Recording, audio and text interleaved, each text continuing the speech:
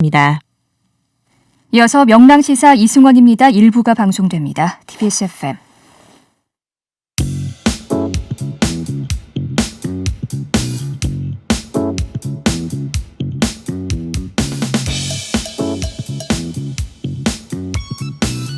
명랑시사 이승원입니다.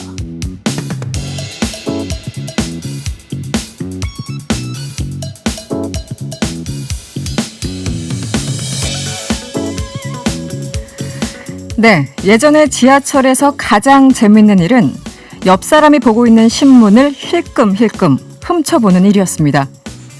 그중에서 단연 재밌는 건 역시 스포츠 신문이었죠. 내가 팔 아프게 들고 있지 않고도 그 맛깔스런 기사와 섹시한 사진을 엿보는 일은 참으로 보람찬 일이기도 했습니다. 그런데요, 최근에 이처럼 오래된 추억을 소환하신 분이 있습니다. 어떤 검사들이 판사들의 친인척 관계 그리고 취미까지 수집해서 돌려봤다고들 하죠. 마치 스포츠 신문 돌려보듯이 말입니다. 하지만 아무리 생각해도요, 누군가의 사생활은 돌려볼 수 있는 스포츠 신문이 아닌 것 같습니다. 그 정도는 구분할 줄 알았었는데 이번에도 역시나 실망이군요. 안녕하세요, 이승원입니다.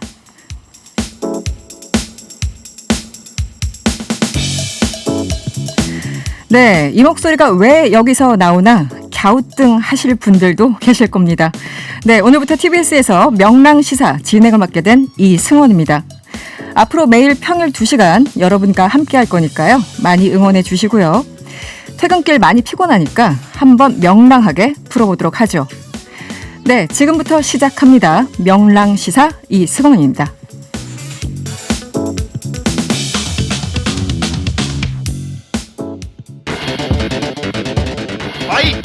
낮은 자세로 바라보며 집중 타격합니다. 뉴스 로우킥. 요가 파이어.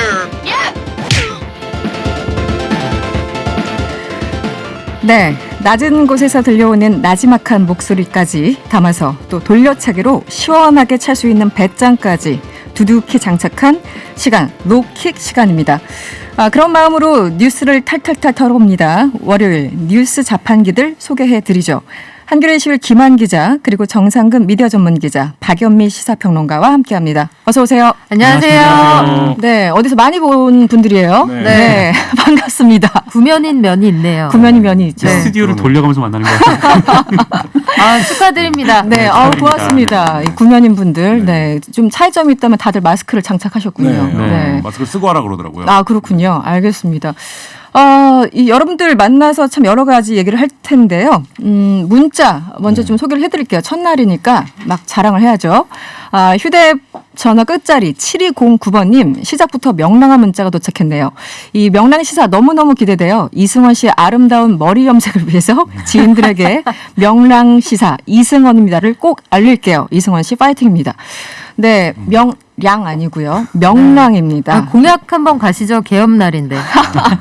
제가 사실은 오늘 그 719 앵커가 진행하는 그 프로그램에 나가가지고 뭐 3% 도달하면은 뭐 이렇게 공헌을 하라고 해가지고 제가 빨주노초 파남보 무지개 색깔로 염색하겠다고 했더니 이 문자를 주신 것 같아요. 그래서 지금 시커먼 머리카락색인데 여러분들 한번 기업날 막 떡도 주고 좀 그래야 되는 그러니까요. 기대하겠습니다. 네, 떡은 잘 모르겠고요.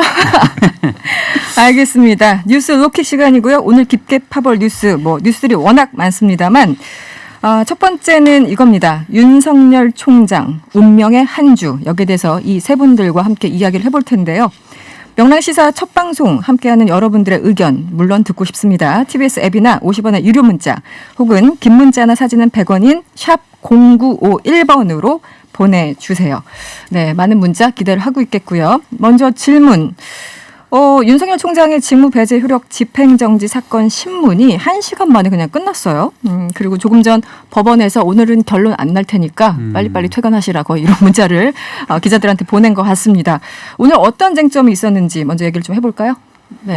일단 직무배제 효력정지 집행정지가 어떻게 이루어지는 거냐 가처분이 그러니까 이게 사실 좀 생소한 개념이긴 한데요. 이거는 위법성 여부를 전반적으로 따진다기보다는 그 행정 행위가 어떤 것이냐, 그러니까 이 부분을 따지는데 가장 중요하게 보는 게 그 행위를 통해서 당사자가 회복할 수 없는 피해를 입은 것이냐 이 부분을 이제 집중적으로 보는 거예요. 근데 이제 많은 분들은 오늘 내일 모레 연달아서 이제 지금 뭐 이 가처분 신청에 대한 심사, 그다음에 징계위원회, 감찰위원회 이렇게 계속 이어지는데 네. 그 부분 관련해서 오늘 뭔가 1차적인 결론이 나는 게 아니냐라고 하지만 사실 법률적으로 따지면 뭐 그런 이제 전체적인 종합적인 쟁점에 대한 결론을 내는 건 아니고 그 행정 행위가 네. 그 당사자가 그 지위를 잃고서는 도저히 회복할 수 없는 어떤 상황에 빠지는가, 네. 뭐 이 부분에 대한 이제 얘기만 하는 거고요. 그래서 양쪽에서 오늘 뭐 끝나고 나서 기자들한테 브리핑을 한 내용 충분히 이제 뭐 각자 입장들을 설명했다 이렇게 얘기를 했고 어쩌면 오늘 나오지 않겠느냐라는 그래서 관측이 있었죠. 관측도 있었는데 네. 사실 이제 오늘은 좀 어려운 것으로 이렇게 지금까지는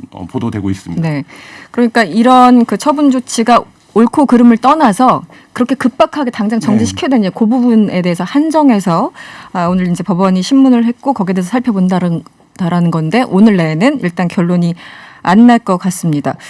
결국 사실은 이게 검찰개혁이라는 대의에서 시작된 거지만 이게 좀 안타까운 게 결국은 추 장관하고 윤석열 총장하고 싸움으로 약간 비화되는 그래서 검찰개혁은 어디 가고 싸움만 지금 부각되는 그런 안타까운 상황인 것도 맞아요. 그럼에도 불구하고 두 사람 중에 한 명은 굉장히 치명타를 입을 가능성이 있는데 뭐 질문하는 사람들은 편합니다. 네, 저 같은 사람 굉장히 편해요. 여러분들이 대답을 하셔야 되는데 누가 치명타를 입게 될까요? 네, 한번 전망을 좀 장기적인 전망도 괜찮고 네, 단기적인 전망도 괜찮고 네. 일단 쉽지 않은 상황인데 여기까지 왔다는 거는 추미애 장관이든 윤석열 검찰총장이든 끝까지 갈 각오를 했다는 뜻이잖아요. 누구 하나가 물러서주지 않는 이상 끝날 싸움이 아닌데 물러설 것 같으면 여기까지 안 왔겠죠. 네. 근데 지금 일단 모양새는 전체적인 판을 짜는 게 추미애 장관으로 보이기 때문에 네. 만에 하나 이번에 내일 일단 감찰위 임시 소집이 있고요. 그 다음 날에 징계위가 수집이 되는데 네. 추미애 장관이 생각하는 바와 다른 결론이 혹여라도 나온다면 네. 뭐 그럴 가능성이 커 보이지는 않습니다만 그렇다면 추 장관에게 좀 정치적으로 그 데미지가 있겠습니다만 큰 판에서 볼 때는 지금 여기에서 이 흘러가는 동력이 네. 추미애 장관에게 좀 우호적인 쪽으로 흘러가고 있지 않나 이런 생각이 듭니다. 네. 근데 좀 정세현 한편으로 기자. 네. 한편으로 좀 생각해 보면은, 그러니까 지금 아까 김한 기자가 설명했듯이 이거는 어떤 그 추미애 장관의 그런 행정 명령에 대해서 법원이 그 판단하기보다는 그 행위로 인해서 손해가 발생했냐 안 했냐 이 부분이 가장 중요한 핵심이기 때문에 그렇죠. 네. 이게 또 만약에 집행정지가 직무 정지한 것이 받아들여지지 않는다. 그러니까 윤석열 총장이 이기게 된다라고 해도 네. 사실 징계위원회가 바로 다음 날 또 열리기 때문에 그렇죠. 결과가 내일 나오면 또 그 다음 날 또 징계위원회가 열리지 않습니까? 그래서 이거 건으로 가지고 이제 승패를 누가 이제 더 치명상을 입는다 좀 판단하기에는 좀 이른 것 같고 네. 앞으로 징계 이후에 또 징계에 대한 좀 불복 소송이 나올 텐데 그 소송에서 이제 아마 좀 뭐랄까요 타격 여부가 좀 결정되지 않을까 네. 그렇게 생각이 듭니다. 근데 조금 전 뭐 법원에서 나온 얘기긴 합니다만 왜 오늘이 아니고 그렇다면 내일인가? 그럼 내일이 아닐 수도 있나? 뭐 여러 가지 궁금증이 드는데 어쨌든 지금 그 판사들 고민이 굉장히 깊은 것 같긴 해요. 사실 어떻게 보면 오늘 내일 결론을 내릴 수도 있는 거잖아요. 네. 이게 벌써 지난주부터 있었던 일이고 여러 사실 가지. 1시간 만에 끝나가지고 그렇죠.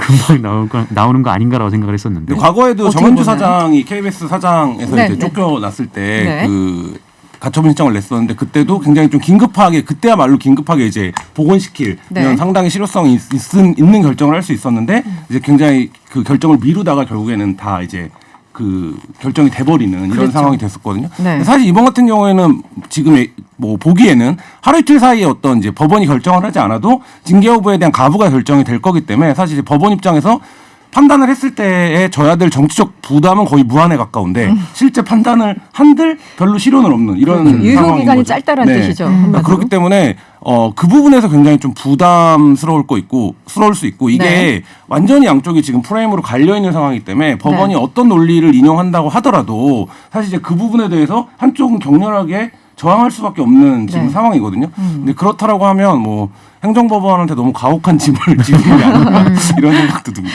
나한테 왜 이래 거의 뭐 이런 분위기인데. 어차피 사흘이에요. 본안 네, 네. 소송은 뭐 그 해를 넘기게 될 거 아니에요. 오늘, 내일, 모레 이 사흘에 향후의 전국 그리고 내년 재보선 전국의 판세까지 결정이 될 겁니다. 네. 참 오늘 굉장히 중요한 날이에요. 이 검찰총장 직무대행을 맡고 있는 조남관 대검찰청 차장검사죠. 추미애 장관에게 거의 호소문을 올렸습니다. 뭐 입장문이라고 언론 보도 많이 보셨을 텐데 한마디로 직무 집행정지 처분의 철회를 호소하는 그 글.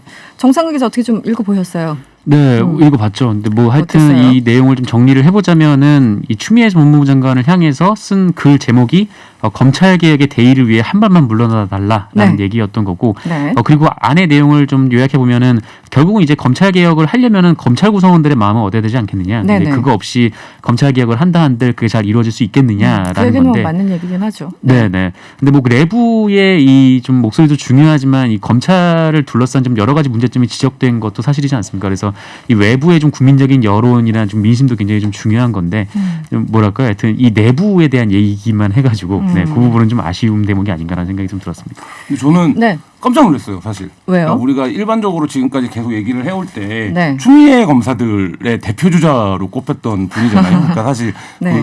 이분은 그 대검 차장이 임명될 때부터 어떤 함합 예상 기사들이 나왔냐면 혹시라도 총장이 자리가 비워지면 네. 대행을 맡게 된다라는 게 취임 기사에도 이미 들어있을 정도로 처음부터. 그러니까 예를 들면 총장에 대한 견제용으로 법무부에서 인사를 낸 거다라는 게 너무나 이제 뚜렷한 시그널로 가진 분이었는데 네. 이분이 이제 입장을 냈다라는 게 전체 그러니까 예를 들면 외부에서는 뭐 그 검사가 그 검사 같아 보이지만 사실 이제 굉장히 좀 저는 검찰 내부의 어떤 분위기에서는 굉장히 상징적 그러니까 이번 사건을 후에 돌아봤을 때 네. 굉장히 상징적인 분기점이 될 수 있는 신호라고 보고요. 조남관 대행이 오늘 이런 입장을 낼 수밖에 없었던 거는 오늘 전체 그 글에 보면 절절하게 그 고민이 심정적 고민이 드러나요. 그러니까 예를 들면 뭐 내부 압력이. 노래 가사까지 인용하면서 추미애 장관의 그 열정을 얘기하기도 하고 근데 검사들이 지금 이제 다 돌아서고 있다라는 부분에서 어쨌든 현재 검찰 조직을 추슬려야 되는 입장에서 고민이 좀 드러납니다. 네. 4644번님이 문자 주셨는데요. 제가 많이 본 번호 같아요. 이 누구죠? 특공대장 잭디도 함께합니다. SBS 우리 이재희 PD가 듣다가 분노해서 문자를 마구 보냈어요. 네, 박연미, 정상근, 김한 함께 모은 건 반칙 혹은 상도 위반 아니냐. 네, 모르겠는데요. 거래처 사장님이죠. 네, 저도 일주일에 몇 번 보는 그런 네. 낯익은 분입니다. 네, 문자 계속 보내주시고요, 잭디. 네, 그 마지막 질문인데 이 사안 관련해서 그 대선 주자 선호도 여론조사 결과 네. 한마디로 그거잖아요. 추 장관이 윤석열 총장을 때리면 때릴수록 총장의 지지도는 올라가더라. 네, 어떻게 이게 보셨습니까? 그 우리 어렸을 때 100원 넣고 하던 두더지 게임하고 비슷한데 때리면 때릴수록 튀어나온다. 약간 이런 전국인 건 맞는 것 같아요. 그런데 네. 여기서 이 숫자를 액면 그대로 볼 것이냐, 왜 이런 현상이 나타날 것이냐 좀 한 김 빼고 봐야 하는 부분은 네. 윤석열이라는 그 자연인으로서의 대선 후보군으로 지금 들어가 있는 이분은 정치를 해본 적도 없고 본인이 한다고 얘기한 적도 없어요. 네네. 뭐 명시적으로 밝힌 적은 없습니다. 근데 왜 자꾸 여기서 거론이 되느냐. 저는 이게 이번 미국 대선에서 anyone but 트럼프하고 비슷한 상황이라고 봐요. 네. 그러니까 지금의 상황을 좀 피곤하게 느끼는 국민들은 이 상황에서 벗어났으면 좋겠다는 의지를 네. 윤석열이라는 사람에 대한 숫자로 표현하고 있는 것이지 이게 윤석열 개인에 대한 지지로서의 의미를 갖는 것인가 이건 네. 좀 곱씹어 볼 필요가 있거든요. 네. 또 다른 한 가지는 본인이 원치 않는다고 하는데도 계속 여기서 거론이 되고 꽤 높은 의미 있는 숫자가 나오는 것은 네. 국민들이 먹고 사는 문제가 굉장히 피곤한데 이 정국이 네. 본인들한테 되게 불친절하다고 느껴지는 거예요. 뭐냐면 그래 여기에서 굉장히 의미 있게 싸우는 거 알겠어. 그런데 이게 국민들의 삶에 어떻게 도움이 되는지 혹은 안 됐을 때 어떤 문제가 발생하는지 아무도 친절하게 설명을 해주지 않는다는 거죠. 그러니까 전국 사용 설명서가 너무 어렵게 돼 있다 보니까 네. 사실 고위공직자 수사처 그리고 검찰개혁 고위공직자는커녕 집안에 저위공직자도 없는 사람이 많고 네네. 그리고 검찰개혁은 평생 가야 검사 만날 일이 없는 사람도 많단 말이에요. 그렇죠. 그러니까 이게 왜 중요한지를 좀 더 구체적으로 설명해 주면 좋겠어요. 알겠습니다. 지금까지 윤석열 총장 관련해서 들어봤고요. 뉴스 로킥 다음 이슈로 한번 날려보죠. 그 전에 저희 준비된 음성 먼저 듣고 오겠습니다.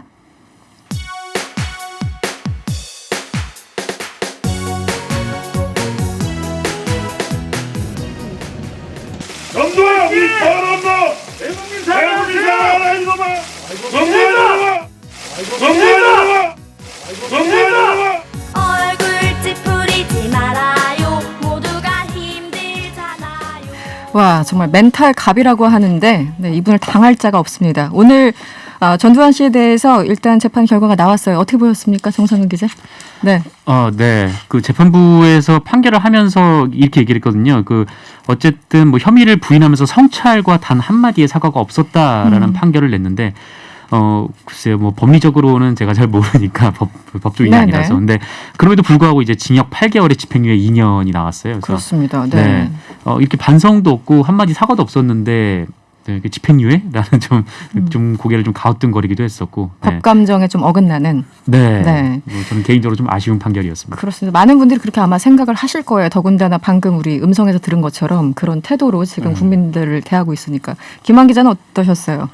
계속 하는 얘기지만 뭐 멘탈이 거의 해탈에 이르는 것 같아요. 그래서 뭐 어떤 외부의 뭐 비난이나 발언에도 뭐 그거를 이제 뭐 대응하는 태도를 놓고 보면 이분이 이제 과연 어떤 생각을 하고 있는가 이런 생각이 들고 이번 재판에서 단 한 가지 그래도 사회적으로 유의미한 결론이 난 건 전두환 씨의 회고록을 통해서 우리가 이 광주에서 벌어졌던 만에 자행됐던 일들에 대한 진실을 좀 알게 됐고 헬기 사격도 사실 그동안 수십 년 동안 얘기가 해왔지만 법정에서 판단을 받아낸 적은 없었거든요. 그렇습니다. 네. 그런 부분에서 놓고 보면 이 전두환 씨가 굉장히 이제 사회적인 뭐 악당이 됐는데 그 과정에서 우리 사회가 얻은 건 여전히 뭐 수십 년이 지났지만 밝혀지지 않았던 진실의 조각들이 그나마 그래도 확인되는 계기를 만들었다는 점에서는 그 의미가 있었다고 보고요. 근데 말씀하신 대로 저도 이런 정도의 사회적 논란과 뭐 무례를 저지르고 있는데 왜 구속을 안 시키는지 그 부분도 좀 이해가 좀 안 갑니다.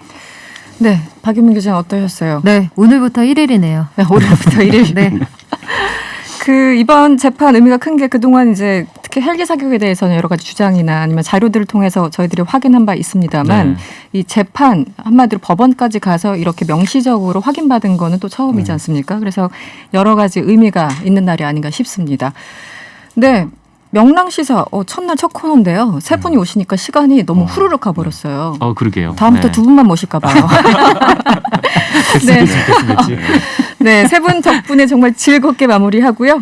지금까지 뉴스로킥 한겨레 김한 기자, 정상근 기자 그리고 박연미 시사평론가와 함께했습니다. 오늘 고맙습니다. 감사합니다. TBS 캠페인. 멀쩡한 차가 갑자기 왜 이래? 혹시 가짜 석유 주유한 거 아닌가요? 한국석유관리원 이사장.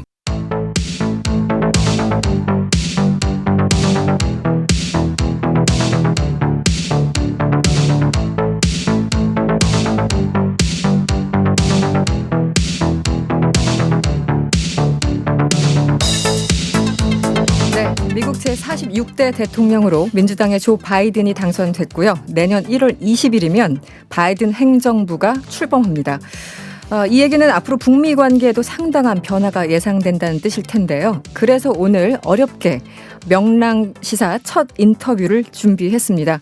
참여정부 당시 통일부 장관과 국가안전보장회의 사무차장으로 당시 외교안보 정책을 지휘한 이종석 세종연구소 수석연구위원과 함께합니다. 장관님 어서 오세요. 예, 반갑습니다. 네, 제가 편하게 장관님이라고 불러도 됩니까? 뭐 박사님이라고 부르셔도 되고요. 박사님이라고 장관으로 불러도 되고 관계없습니다. 네, 원래 장관님께서 방송을 잘 출연을 안 하셔가지고 저희가 애를 태웠어요. 네, 오늘 나와주셔서 너무너무 감사합니다. 예, 아니 뭐 전문가들도 많이 있고 또 뭐 특별하게 저까지 출연할 일이 없을 것 같아서 많이 나오고 있지 않습니다. 네, 그래도 당시 저 같은 경우는 참여정부 당시 기자 생활을 이제 현장에서 했기 때문에 그때 멀리서 장관님을 뵀었고 여러 가지 당시 외교적인 이제 경랑들이 있었기 때문에 저한테는 굉장히 인상적으로 남아 있어요. 그래서 오늘 특별하게 저희들이 좀 모셨습니다. 감사합니다. 네. 제가 뭐 오프닝에서 얘기를 한 것처럼 조 바이든이 당선됐고 앞으로는 바이든 행정부가 시작이 되죠.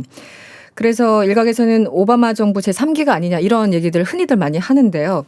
특히 북한 문제 관련해서 전략적 인내로 회귀하는 것은 아니냐 이런 우려가 많은데요. 어떻게 보시나요? 예, 그 전략적 인내가 오바마 정부의 이제 어떤 대북 정책의 상징 아닙니까? 그렇죠. 글로 회귀할 거 아니냐라는데 전략적 인내라는 거는 뭐 다들 아시겠지만 북한이 핵도발을 이제 해가지고 이제 제재를 가하고 있지 않습니까? 네네. 그러면 미국은 이제 제재, 북한에 대한 경제 제재만을 갖다 계속 압박을 가하고 북한이 굴복을 하거나 붕괴하거나 이거 할 때까지 압박만 가하겠다는 것이죠. 기다리겠다 예. 그때까지. 그래서 이제 기다린다는 거죠. 네네. 그래서 전략적 인내입니다. 다시 말해서 뭐 협상을 하거나 대화하는 거에 방점이 찍혀 있기보다는 이제 압박과 이 제재를 통해 가지고 결국 항복을 받아내든지 아니면 붕괴시키겠다. 네.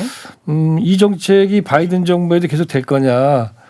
글쎄 뭐 쉽게 예단하기는 어렵지만 제가 볼 때는 그렇게 이게 그대로 재현되기는 어려울 것 같아요. 네네. 몇 가지 이유가 있는데 네. 가장 큰 이유는 지금 그 당시 오바마 정부 때 전략적 인내를 정책으로 썼던 것은 북한이 지속적으로 ICBM 발사를 하고 네. 대륙간 탄도미사일이죠. 그리고 핵시험을 했단 말입니다. 그렇죠. 그런데 지금 북한은 김정은 위원장이 2018년 4월부터 그때 선언한 다음에 네. 비핵화 협상 이후로 지난 뭐 거의 한 3년 가까이 되잖아요. 그 사이에 지금 뭐 핵실험도 안 하고 있고 그렇죠. 그다음에 대륙간 탄도미사일 발사도 안 하고 있어요. 네네. 다시 말하면 북한이 의미 있는 도발을 하고 있지 않다는 점에서 전략적 인내를 해야 될 이유가 명분이 좀 적은 것이죠. 네네. 거기다가 이 전략적 인내라는 말이 처음 나온 게 사실은 2010년 네. 5월 달에 힐러리 클린턴 미 국무장관이 네. 그때 한국을 방문했습니다. 그때 천안함 사태 침몰 그렇죠. 사태 난 그 직후인데 한국 정부가 굉장히 격앙돼 있었지 않습니까? 그렇죠. 네. 그때 이제 오바마 대통령이 북한 핵 문제 푸는데 결국 협상 육자회담이나 이런 거에 너무나 연연하지 말고 북한이 핵 포기한다는 진정성을 확인하지 않으면 그때까지는 기다리는 게 어떠냐라고 이제 이른바 강경한 압박론을 얘기를 했는데 네. 거기에 대해서 그 힐러리 장관이 응답한 것이 이제 전략적 인내로 그렇게 하는 게 좋겠다. 다시 말해서 무슨 얘기냐면 동맹인 한국 정부의 입장과 이해관계가 맞았던 것이 전략적 인내예요. 네. 왜 이 말씀을 드리냐면은 미국 민주당 같은 경우는 공화당에 비하면은 동맹에 대해서 얘기를 좀 듣는 편입니다. 동맹의 입장을. 그렇죠. 네. 그러다 보니까 오바마 정부 때는 그 동맹이 바로 이명박 박근혜 정부였고 8년 내내 그랬습니다. 예, 네. 그 정부는 두 정부는 북한에 대해서 강경 정책했잖아요. 그러다 보니까 전략적 인내와 맞아떨어졌지만 네. 문재인 정부는 대북 정책이 다르지 않습니까? 협상과 대화를 통해서 문제를 풀어야 된다니까 아마 바이든 행정부가 문재인 정부와의 조율 과정에서 일단은 나름대로 입장을 전략적 인내가 아닌 걸 택할 가능성이 높다. 네. 거기다가 전략적 인내라는 것 자체는 이미 실패했다고도 얘기하지 않습니까? 그렇죠. 그렇기 때문에 네. 바이든이 당시 부통령으로 있었지만 이 노선으로 그대로 해결할 가능성은 적다 이렇게 저는 보고 있습니다. 네. 그러니까 동맹의 말을 어쨌든 경청하는 당시 오바마 민주당 정부가 그때는 카운터파트가 이명박 박근혜 정부였기 네. 때문에 그 얘기를 따라가는 경향. 그리고 게다가 북한이 뭐 4차례나 핵실험을 하고 ICBM까지 이제 발사하는 그런 여러 가지 또 도발 명분들을 줬기 때문에 그럴 수밖에 없었다. 그리고 잘 네. 아시는 것처럼 미국의 공화당이나 민주당이나 네. 북한에 대해서는 굉장히 불신이 강하고 대북 정책은 원래 강해요. 양쪽이 다 똑같아요. 네, 없어 거의 보여요. 같지 않습니까? 그러다 네. 보니까 근데 공화당은 동맹 얘기를 좀 저도 이제 제가 정부 있을 때는 공화당 부시 행정부랑 이제 그랬었죠. 네. 협상을 해오고 대화를 했는데 보면은 상대방 미국을 설득한다는 게 좀 어려워요. 즉 미 공화당은 전통적으로 좀 일방지적인 경향이 있잖아요. 그런데 미 민주당은 그래도 얘기를 듣는 편입니다. 바로 그런 차이가 네. 아마 정책에 나타나지 않겠는가 이렇게 보는 것이죠. 네. 어쨌든 뭐 오바마 당시에 전략적 인내로 돌아갈 수도 없고 지금 환경도 많이 변화됐지만 어쨌든 끝난 시점에서 다시 이어붙이든 뭐 건너뛰기를 하든 뭐든 해야 될 텐데 어쨌든 지금 시점에서 지난 4년간 트럼프 정부의 그 대북 정책이랄까요? 좀 평가를 이 시점에서 한번 해주시면 어떨까? 좀 정리를 해주시면. 예, 저는 트럼프 대통령이 2018년 어쨌든 간에 네. 그 6월 달에 북미 정상회담하고 비핵화 협상의 결단을 내렸기 때문에 그건 상당히 큰 어떤 그 나름대로 성과라고 생각을 합니다. 그렇지만 기본적으로 그리고 나서 2년 6개월 이상 지난 지금 와가지고 본다면은 전혀 사실은 상황이 그때부터 진전은 안 됐잖아요. 비핵화 협상에 물건 텄지만 네네. 그래서 트럼프 행정부를 보면서 북한 핵 문제에 대해서 새로운 돌파구, 새로운 대화의 돌파구를 마련했지만 문제는 우리가 돌파구를 마련한 이유는 그걸 통해 가지고 뭔가 진전을 시키고자 하는 거잖아요. 그렇습니다. 네. 여기까지는 가지 못했다. 그래서 제가 흔히 이제 그 얘기할 때 김대중 대통령께서 이제 그 평소에 말씀하시던 것 중에서 그런 얘기를 많이 합니다. 인생이 성공하기 위해서는 요걸 뭐 지도자가 성공하기 위해서는 이렇게 바꿀 수도 있겠죠. 그래서 보면 서생적인 문제의식과 상인적인 현실 감각이 있어야 된다 이런 말씀하시는데요. 네, 많이 회자가 되는 말이죠. 서생적인 문제의식이라는 건 철학과 원칙이 있어야 된다는 거잖아요.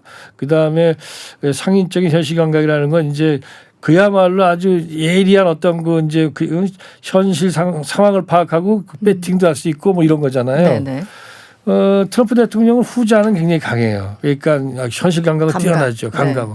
그러니까 이익을 쫓아가지고 최대 이익을 취하려고 애를 쓰는데 문제는 한반도 핵 문제 같은 경우는 항상 그 일종의 요동이 있지 않습니까? 어떨 때는 잘 될 때도 있지만 또 그 위험할 때도 있고 그럴 때 이 경랑의 파도가 일어나는데 그걸 헤쳐나갈 수 있는 것은 철학이 있어야 돼요. 원칙이 있어야 되고. 근데 그게 없잖아요. 자기 이익만 따라가니까. 그러다 보니까 이 사람은 좋을 때는 좋지만 자기와 안 맞을 때라든가. 그러니까 미국 국민을 설득할 용의가 없는 사람이죠. 미국 국민들이 원하는 방향을 택하는 거지. 그렇지만은 핵 문제가 미국 국민들이 원하는 방향으로만 안 되잖아요. 왜? 한쪽은 또 북한이 있으니까. 그렇습니다. 그러다 보니까 트럼프 대통령이 할 수 있는 것은 그 성과는 여기까지였고 한계도 여기까지였다. 다시 말하면 트럼프로서는 북핵 문제 해결 못했고 역시 그건 그대로 나타났다. 그렇지만 그가 핵 문제를 해결하기 위해서 한 걸음 뛴 것은 또한 인정해야 된다고 보고 있습니다. 어쨌든 역사적으로 뭐 처음 있는 싱가포르 북미 정상회담을 열었지만 하노이에서는 또 유례가 없을 그 정상회담 실패라는 그런 이제 과정을 한번 그 경랑을 겪었기 때문에 지난 4년을 일단 그렇게 평가를 해주신 거고 사실은 이제 앞으로가 중요하잖아요. 공화당을 이어받은 것도 아니고 완전히 다른 민주당의 바이든 정부가 시작됩니다. 근데 최근에 좀 우려하시는 분들은 굳이 전략적 인내까지 회귀하지 않더라도 바이든 이제 후보가 이 대선 경선 기간에 했던 뭐 폭력배 발언이랄까 그리고 지금 국무장관 지명자죠. 앤서니 브링컨의 어떤 발언이랄까 이런 걸 보고 만만치 않을 거야라고 예상하신 분들이 있어요. 장관님 보시기엔 어떻습니까? 뭐 미국의 대북 정책 자체가 아까도 말씀드린 것처럼 워낙 공화당이나 민주당이나 북한에 대한 그 어떤 불신이 강하기 때문에 너무 싫어하죠. 그럼 만만치 않은 거는 뭐 누가 해도 만만치 않아요, 사실은. 다만 아까도 말씀드린 것처럼 한국 정부가 어떻게 미국의 그 정책 담당자들하고 조율을 하고 설득을 시킬 거냐는 문제에서 민주당은 그래도 동맹주의 귀를 좀 열어놓고 있다는 것이고요. 또 하나는 바이든이나 블링컨이나 특히 바이든이 선거 과정에서 한 얘기는 어차피 트럼프가 그 북핵 문제 가지고 워낙 오바마 대통령을 갖다가 마치 오바마는 아무것도 못했고 오바마가 그냥 했으면 전쟁 났고 이런 식으로 하니까 거기에 대응하다 보니까 이제 그렇게 얘기하고 있는 거잖아요. 뭐 선거 때 한 걸 다 잊어버려라 이럴 수 없지만 그걸 얼마만큼 믿어야 될지는 우리가 좀 또 판단해야 되고요. 블링컨도 마찬가지입니다. 왜냐하면은 이 바이든 좀 정부의 바이든 대통령 당선자나 또는 바이든의 그 참모들은 다 지금 이란 핵 문제에 대해서 이란 핵 문제 합의를 갖다가 트럼프가 깨뜨린 거에 대해서 굉장히 그 지금 문제시하고 있고 다시 복원하겠다는 거잖아요. 이란 핵 문제라는 협상과 대화를 통해서 이루어졌고 그다음에 일종의 이제 단계적인 협상을 해간 거 아니에요. 그러다 보니까 또 한편으로 우리가 부정적으로 북한에 대해서 그 바이든이나 바이든 측근들이 과거에 말한 건 있지만 그러나 정치는 현실이고 외교안보는 현실이기 때문에 그거에 크게 구애받을 필요는 없다. 다만 지금부터가 문제다. 그래서 지금 사실 가장 중요한 건 바이든 정부가 이제 취임하는 게 이제 1월 달에 취임을 하지 않습니까? 그 전후에서 과거에 보면 오바마 대통령이 1기 때도 그랬고 2기 때도 그랬고 오바마 대통령이 당선된 전후 해가지고 북한이 도발을 했어요. 그러니까 그 사람들이 그 북한이 결국 미국의 새로운 지도부를 뭔가 시험해 보려는 거 아니냐 이런 얘기를 했잖아요. 이번에도 그럴 관성이 나타날까 봐 경로 의존성의 어떤 행동이 나타날까 봐 굉장히 걱정을 많이 하세요. 요거는 그 가능성이 있죠 실제로. 물론 지금 북한은 김정은 위원장이 다들 보도 보시는 것처럼 경제에 아예 그냥 올인하고 있어요. 아주 좀 속된 말로 몰빵을 하고 있잖아요. 그러다 보니까 대외 정세가 불안정해지면 안 되기 때문에 웬만하면 본인이 도발하지 않으려고 그래요. 그렇지만 그럼에도 불구하고 그 도발의 관성이 있기 때문에 이걸 막아야 되는데 이걸 억제하는 방법 중에 하나로서 무슨 뭐 북한에 대해서 뭐 여러 가지 지원하고 이런 것까지 할 필요 없고 네. 가장 중요한 건 제가 볼 때 바이든 정부한테 우리 정부도 설득을 하고 또 아마 미국에서도 그런 얘기가 나오고 있습니다. 뭐냐면 트럼프와 김정은 위원장이 2018년 6월에 싱가포르에서 했던 그 북미 정상회담과 공동성명. 네네. 그 공동성명 내용은 사실은 괜찮은 내용입니다. 네. 그리고 2000년에 사실은 그 미국과 북한 클린턴 정부 때죠. 네네. 북한 사이에 공동 커뮤니케가 있었는데 그렇습니다. 네. 그 내용보다 뭐 훨씬 더 많이 진전된 것도 아니거든요. 그러니까 이 트럼프와 김정은 사이 공동성명 나 인정하겠다. 존중한다. 그다음에 북미 간의 비핵화 협상은 계속 돼야 된다. 이런 정도의 나름대로 메시지만 보내줘도 부정적인 메시지 말고 긍정적으로. 그러면 아마 북한이 쉽게 도발하지 않고 나름대로 좀 상황을 나름 관리할 수 있지 않을까 이런 생각을 합니다. 사실은 제가 생각하기에는 이제 저는 9.19 공동성명 발표될 당시에 그 베이징 그 현장 취재 기자였어요. 네, 그래서 그러셨군요. 9.19 공동성명에 대한 그 저 나름대로의 또 애착이 있고요. 네. 상당히 방대한 내용을 담고 있잖아요. 거기 이제 1번이 비핵화한다, 2번이 이제 북미 관계 정상화한다 이런 알찬 내용들이 담겨 있고 평화체제까지 쭉 1, 2, 3, 4, 5번 쭉 나와 있습니다. 사실은 싱가포르 북미 협상 이후에 나온 그 네 가지 조항보다는 2005년 9.19 성명이 훨씬 더 구체적이고 훨씬 더 긍정적인 내용을 담고 있는 것은 아닌가. 그래서 사실은 거기서부터 시작할 수도 있지 않을까 이런 생각을 하는데 너무 지나칩니까? 아니죠. 사실은 그 말씀이 옳죠. 북미 간에 지금 비핵화 협상에서 일단 공동성명을 받지만 그 내용은 2005년에 육자 회담에서 합의 본 거 아닙니까? 6개 나라들이. 네네. 그러니까 남북, 미중, 일본, 러시아. 네. 이 나라들이 북한 문제 해결을 해가지고 모여가지고 만든 게 9.19 공동성명이고 그 내용은 지금 말씀하신 것처럼 굉장히 자세하게 북한이 핵무기를 포기하는 대신에 어떤 상응 조치를 취한다는 게 쭉 단계별로 동시 조치로 나왔죠. 그러니까 사실은 북한이 주장하는 거지만 북한이 주장한다고 해서 다 잘못된 건 아니지 않습니까? 그때 어째 육자가 합의를 했으니까. 단계적으로 동시적으로 북핵 문제를 풀어야 된다는 말은 사실은 그때 합의된 원칙이었어요. 네네. 지금도 글로 돌아가는 데면 훨씬 좋겠는데 완전히 돌아갈 수는 없을 겁니다. 왜냐하면 북미 간의 협상이 있으니까. 그 대신에 북미가 비핵화 협상을 계속 하되 이러한 그 육자 회담에서 이루어졌던 그 9.19 공동성명의 그런 내용을 갖다 나름대로 좀 참고도 하고 그다음에 북미 양자 간만 하기에는 또 너무 서로 불신하는 상대끼리 둘이서 오면은 합의가 돼도 합의가 되기도 어렵지만 합의가 돼도 서로 그걸 갖다가 이걸 이행하는 걸 서로 불신할 수 있지 않습니까? 그래서 또 다자인 육자가 보완적인 틀을 갖고 이제 핵 협상에 좀 함께 임하는 이런 것들이 보증을 하는. 그렇죠. 또 필요에 따라서는 거기에 들어가서 자기 입장을 얘기하고 이러는 것이죠. 그게 바로 육자 회담이었습니다. 지금 바이든 대통령 지금은 이제 당선인이지만 바이든의 워딩도 그렇고 아까 말씀드린 블링컨 국무장관 지명자도 그렇고 북한 문제 해결에 있어서 한국과 일본 동맹과 함께 압박을 하면서도 동시에 중국의 협력을 이끌어낸다. 이런 얘기를 정말 반복적으로 합니다. 그런데 제가 궁금한 거는 중국에 대해서 지금 굉장히 강경한 입장을 보이고 있잖아요. 미국이 트럼프 뭐 만만치 않게 바이든 행정부도 아마 그럴 텐데 중국을 한쪽으로는 막 주먹질하면서 그렇게 견제하면서도 북한 문제에 대해서는 협력을 이끌어낸다는 게 굉장히 상충되는 스탠스 같거든요.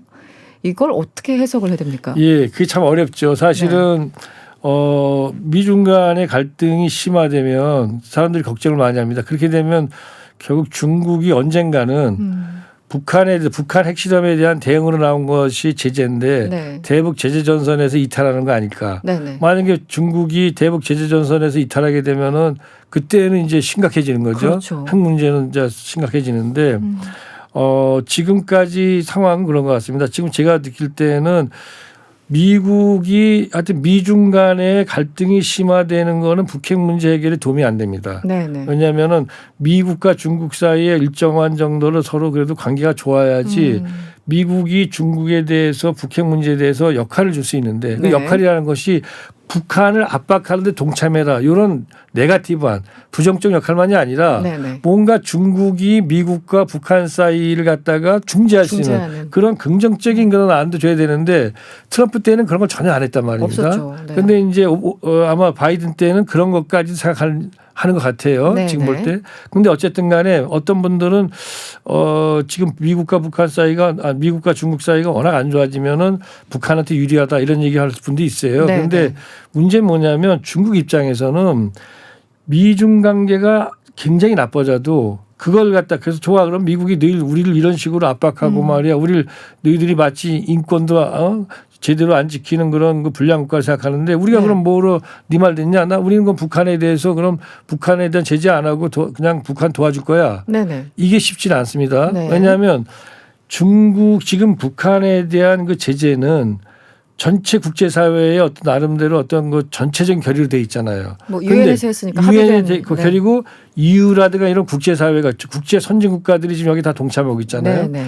거기서 중국이 만약에 나는 나는 여기서 빠져나가겠다 이렇게 되면은 중국의 국제사회 리더십에 심각한 상처를 입겠죠. 네네. 다시 말하면 북한이나 불량 국가를 도와준다 이런 식으로. 그렇죠. 그러다 보니까 그동안에 중국이 이런 얘기 듣는 거에 대한 부담 때문에 못했거든요. 네. 그렇지만 만약에 북중 관계가 아주 나빠진다면 그래서 중국과 그 미국 사이의 관계가 그야말로 완전히 갈등 관계를 넘어서서 이념 대결까지 간다면 네.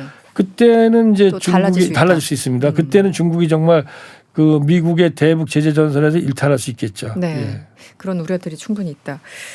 항상 이제 약간 하위 변수, 그러니까 중국과의 관계 가장 거대 전략이고 한반도 문제는 약간 좀 세컨 이슈였기 때문에 그 문제도 좀 있는 것 같고요.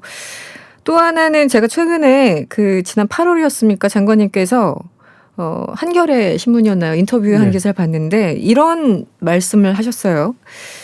그 우리만의 정교하고 구체적인 북핵 해법을 마련해서 이것을 공론화해야 된다. 지금 정부는 이제 남북관계 개선, 북미관계 개선에 대해서 노력은 하고 있지만 뭔가 공론화하고 공개적으로 설득하는 게 좀 부족하다고 말씀하셨는데요. 이게 어떤 부분일까? 네. 이게 제 생각은 그렇습니다. 물론 뭐 제 생각이 꼭 맞질 않을 수 있어요. 그렇지만은 지금 일단은 북한과 미국 사이에 지금 이 비핵화 협상을 하면서 서로 접점이 안 이루어지고 있잖아요. 그렇죠. 그러니까 뭔가 합의점이 나와야 되잖아요. 네네. 그러면은 그거는 서로가 지금 상대방에 대해서 기대하는 기대치가 서로 다르다는 거 아니에요. 그리고 상대방에 대해서 자기가 양보할 수 있는 그런 수준이 서로 다르다는 거 아니에요. 네. 기대에 대한 것을 서로 기대에 대해 충족을 못 시키고 있는 거죠. 그럼 뭔가 북한도 설득하고 미국도 설득을 해가지고 우리가 할 수 있는 우리 합리적인 안을 만들어야 됩니다. 네네. 또 우리가 나름대로 본다면은 미국과 북한보다는 이 문제에 대해서 좀 더 객관적이고 그러나 우리에겐 이게 지금 사실은 운명이 걸린 문제잖아요. 그렇죠. 그러니까 여기에 대해서 철저하게 안을 만들어라. 안을 만든 다음에 이걸 가지고 이제 미국도 설득하고 북한도 설득하는데 그동안에 그럼 우리가 나름대로 아이디어를 갖고 미국하고 얘기를 안 해봤을까? 했을 거란 말이죠. 네네. 근데 그동안에는 어떻게 하냐면 미국에 우리 고위 관료들이 이제 미국 가가지고 미국의 고위 관료 만납니다. 만나서 얘기를 하겠죠. 그럼 이거 난 뭐 미국도 이 북핵 문제에 대해서 상당한 이해관계 있으니까 난 그렇게 못하겠다 이럴 거 아니겠어요? 그럼 그냥 그만. 다시 말하면 이제 비공개로 쌓인 네. 비공개 얘기는 비공개로 됐고 그다음에 이 없는 것처럼 되고 돌아온 그만. 이렇게 해가지고는 다시 말해서 강대국과 약소국 사이의 동맹 사이 관계일 때는 비공개된 장소에서 아주 중요한 서로 간의 이익이 달린 문제를 갖고 얘기를 하게 되면 강대국을 갖다 설득할 수도 없고 강대국을 이길 수도 없어요. 그렇죠. 현실적으로. 그러니까 아무리 우리가 올바른 아니라 하더라도 그러다 보니까 공론의 장. 국제정치라는 공론의 장에다 내놓자 이거죠. 물론 국제정치도 기울어진 운동장이죠. 그렇지만 거기다 내놓고 우리가 얘기를 하는 겁니다. 우리는 그러니까 미국에 대해서 얘기하는 게 아니라 우리는 이러한 입장을 갖고 있다. 북한의 문제를 이렇게 풀어야 된다라고 공론의 장에 내놓으면 미국과 얘기가 좀 다를 수 있잖아요. 그러나 처음엔 것이 갈등처럼 보일지 모르지만 미국도 공론의 장에서는 뭔가 우리께 합리적이면 우리 걸 다 무시할 수는 없지 않습니까? 그러다 보니까 미국과 북한 우리 사이에 절충을 할 수가 있다. 그래서 제 얘기는 공론의 장이라는 것은 우리 정부의 안을 놓고 국제사회에 내놓고 우리 국민들한테도 정확하게 내놓고 그다음에 미국하고 협상해야 된다. 사실 우리 정부가 북핵 문제에 대해서 뭔가 해결해야 되고 대화가 필요하고 그다음에 이걸 위해 가지고는 뭔가 서로 인내해야 되고 여러 가지 이런 얘기를 하지만 구체적으로 어떤 방법인지에 대해서는 잘 모르잖아요 우리가. 그렇죠. 예, 그런 게 저는 볼 때 정부가 노력을 해서 안 해서 그런 게 아니고 정부가 그런 식으로 비공개적으로 자꾸 미국하고 얘기하다 보니까 그 자체를 그렇게 해가지고는 결국은 우리 정부가 원하는 그런 어떤 그 핵 문제에 있어서 합리적인 접점 이거를 찾아내는 거를 미국과 북한에게 나름대로 이 수용하게 만드는 거는 좀 어렵지 않겠는가 이렇게 생각하는 거죠. 알겠습니다. 내년 1월부터 시작될 바이든 행정부 출범을 앞두고 북미 관계가 어떻게 될 것인지 여러 가지 전망해 봤습니다. 지금까지 이종석 전 통일부 장관이었습니다. 오늘 고맙습니다. 네, 감사합니다.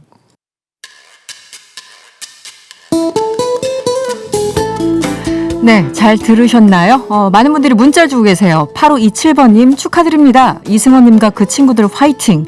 이제 6시 주파수 고정 너튜브 라이브는 없나요? 이렇게 문자 주셨는데요.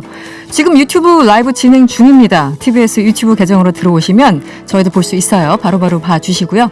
4134번님 이승원 씨 다시 보고 목소리 목소리 듣게 돼서 반갑습니다. 이런 문자 주셨습니다. 이승원입니다. 명랑시사 이승원입니다. 이승원입니다. 명랑 이승원입니다. 이승원입니다. 명랑시사 이승원입니다. 명랑시사 이승원입니다.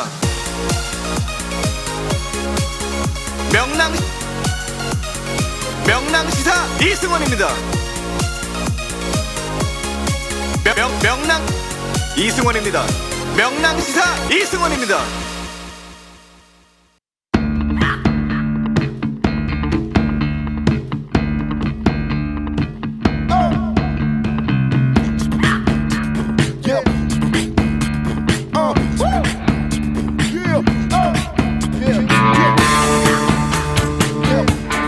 네, 막강 관계자들이 모였습니다. 사건의 가장 가까이에서 가장 날카롭게 지켜본 관계자들.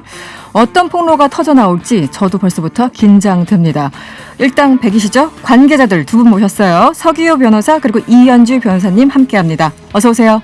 안녕하세요. 네, 안녕하세요. 너무 이렇게 부끄럽게 인사하지 마시고요. 네, 목소리 안녕하세요. 크게. 반갑습니다. 두 분을 한꺼번에 뵐 줄이야. 제가 영광이고요. 일단 두 분은 판사 출신이시고 검찰 출신이시니까 혹시 법원에서 그 재판장에서 만난 적은 없나요? 막 사이 안 좋고 이런 거 아니죠? 전혀 모르는 분이었어요. 모르는 페이스북에서 그 이현주 변호사님 글을 제가 자주 봤었거든요. 아, 그렇군요. 그래서 이분 대단하신 분이다라는 생각이 세다 뭐 이런 느낌이었습니까? 언젠가는 만나고 싶었는데 여기서 뵙게 됐네요. 오늘 처음 만나 보신 거군요. 알겠습니다. 감사합니다. 첫 만남을 주선해 주셔서. 네, 오늘 고맙습니다. 네, 이현주 변호사님도 한 말씀 하시죠. 저희 오늘 첫 방송이라서요. 뭐 덕담도 좋고 다 좋습니다. 네, 뭐 청취율 대박 나세요. 대박. 네, 그거면 됩니다. 오늘 두 분 모신 이유를 아마 청취자 여러분들 뭐 짐작을 하실 거예요. 윤석열 총장이 제기한 집행정지 신청 사건 신문이 있었습니다. 먼저 이 질문하는 사람은 즐겁고 대답하는 사람은 고역이죠. 결과 어떻게 예상을 하시는지 먼저 서기호 변호사님한테 질문을 드리겠습니다. 오늘 아침에도 말씀드렸는데요. 네. 이게 집행정지라는 게 해임에 이를 정도로 중대한 사유가 있냐 없냐를 꼭 기준이 되는 건 아니고 네. 직무정지를 시켜야 될 정도로 회복할 수 없는 손해가 회복하기 어려운 손해가 발생하느냐 네. 그리고 긴급한 필요가 있느냐 이 두 가지 요건이기 때문에요. 네. 좀 판사 사차 이런 거 좀 심각하긴 하지만 그렇다고 해서 직무정지까지 좀 너무하지 않느냐 이런 이제 여론이나 또 검찰의 그런 분위기 이런 것들이 때문에 판사님들이 좀 영향을 받지 않을까 이런 우려가 하나 있으면서 네. 한편으로는 또 이런 측면도 있어요. 내일 모레 어차피 징계위원회 의결돼 버리면 네. 어차피 하루 이틀짜리밖에 안 되는데 직무정지 시키는 게 별 의미가 없지 않느냐 이런 차원에서 보면 어떻게 보면 회복할 수 없는 손해가 아니다라고 할 수도 있어서 네네. 시간이 참 애매해요. 사실은 여러 가지 스케줄 보면은. 그렇습니다. 그래서 이제 저는 그래도 판사들이 그렇게 하루 이틀이라 하더라도 이게는 좀 법조계의 다수견에 좀 같이 가는 궤를 같이 하는 경우가 많아서 그렇게 윤석열 승 이쪽으로 가지 않을까 이런 우려가 좀 그러니까 있습니다. 이제 여론이나 소위 저 같은 이제 일반 민간인들의 뭐 법 감정 일단 떠나서 법률가적인 시선에서 봤을 때 법 기술적으로 봤을 때는 윤석열 총장에게 좀 유리하게 판단이 나올 수 있을지도 모른다. 뭐 그런 거죠. 제가 틀리기를 간절히 바라고 있습니다. 알겠습니다. 이현주 변호사님은 어떠세요? 어떻게 예상하십니까? 네, 결과를. 저는 기각되어야 한다고 생각하고. 되어야 된다. 네, 어떤 되겠죠? 저는 모르겠어요. 그래서 저는 굉장히 네. 심각한 사유들이 많지 않습니까? 물론 네네. 말씀하신 대로 회복하기 어려운 손해 이런 뭐 그 징계 양정을 거쳐서 뭐 징계 정도가 해임 명직에 이르는 정도인가는 판단 대상이 안 된다고 하더라도 저는 일단은 여러 가지 사유들 중에 감찰도 심각하고, 네. 사찰도 심각하고, 네, 그리고 6가지가 감찰을 있었죠. 방해한 것도 심각하고, 본인이 감찰에 응하지 않은 것도 심각하고. 네. 그러니까 수사기관의 장인데 국민을 불러서 조사를 하지 않습니까? 근데 정작 자기는 가서 소명을 하면 되지 않습니까? 네. 만난 적이 없다 아니면 정당한 사유가 있었다라고 소명하면 되는데 응하지 않았습니다. 근데 그럼 일반 국민들은 어떻게 불러서 조사합니까? 일반 국민들 불러서 조사하러 갈 때 저는 제가 안 되니까 안 나가겠어요라고 하면은 검사들이 우리 청장은 청장이고 너는 나와야 된다고 하면 저는 그 설득력 없다고 생각합니다. 그건 특권 의식에 다름은 없잖아요. 네네. 그래서 뭐 더불어민주당 김종민 의원 같은 경우도 그 부분이 가장 컸다라고 진짜 지적하시는 분들도 계시고요. 말씀하신 것처럼 일단 여러 가지 사유, 주요 6가지 사유가 있었지만 그중에서 국민들이 가장 충격받은 것은 역시 판사 사찰일 겁니다. 아마 판사 출신이시기 때문에 서기호 변호사는 더 민감하게 반응을 하셨을 것 같기도 한데요. 기본적으로 두 분 다 이 검찰이 조직적으로 이렇게 판사에 대해서 열심히 연구하고 있다는 걸 아셨습니까? 일단 검찰 출신이시니까 혹시 보신 적 있으신가요? 계실 때? 저는 그런 핵심 정보를 접근할 수 있는 계셔서 전혀. 그러니까 지금 좀 중요한 말씀하셨는데 네. 이 사찰이 대검의 그 조직, 그러니까 총장 직속 라인에 있는 수사정보정책관실이라는 그런 핵심 라인에 있는 특히 특수부 검사들, 네. 이쪽 특수통 이쪽에 라인에 있는 분들이 주로 하는 거고 그런 분들이 그 자리에 가죠. 네. 일반 검사들이 다 누구나 다 하는 건 아니라는 거예요. 네, 네. 근데 이거를 혼동하시면 안 되고 그렇기 때문에 모든 검사가 다 그렇다 이건 아닙니다. 그리고 판사들도 모든 검사가 다 그럴 거라고 생각하진 않아요. 그렇죠. 판사들도 역시 검찰 조직이 두려운 거지. 개별 검사들이 두려워하거나 그런 건 아닙니다. 네.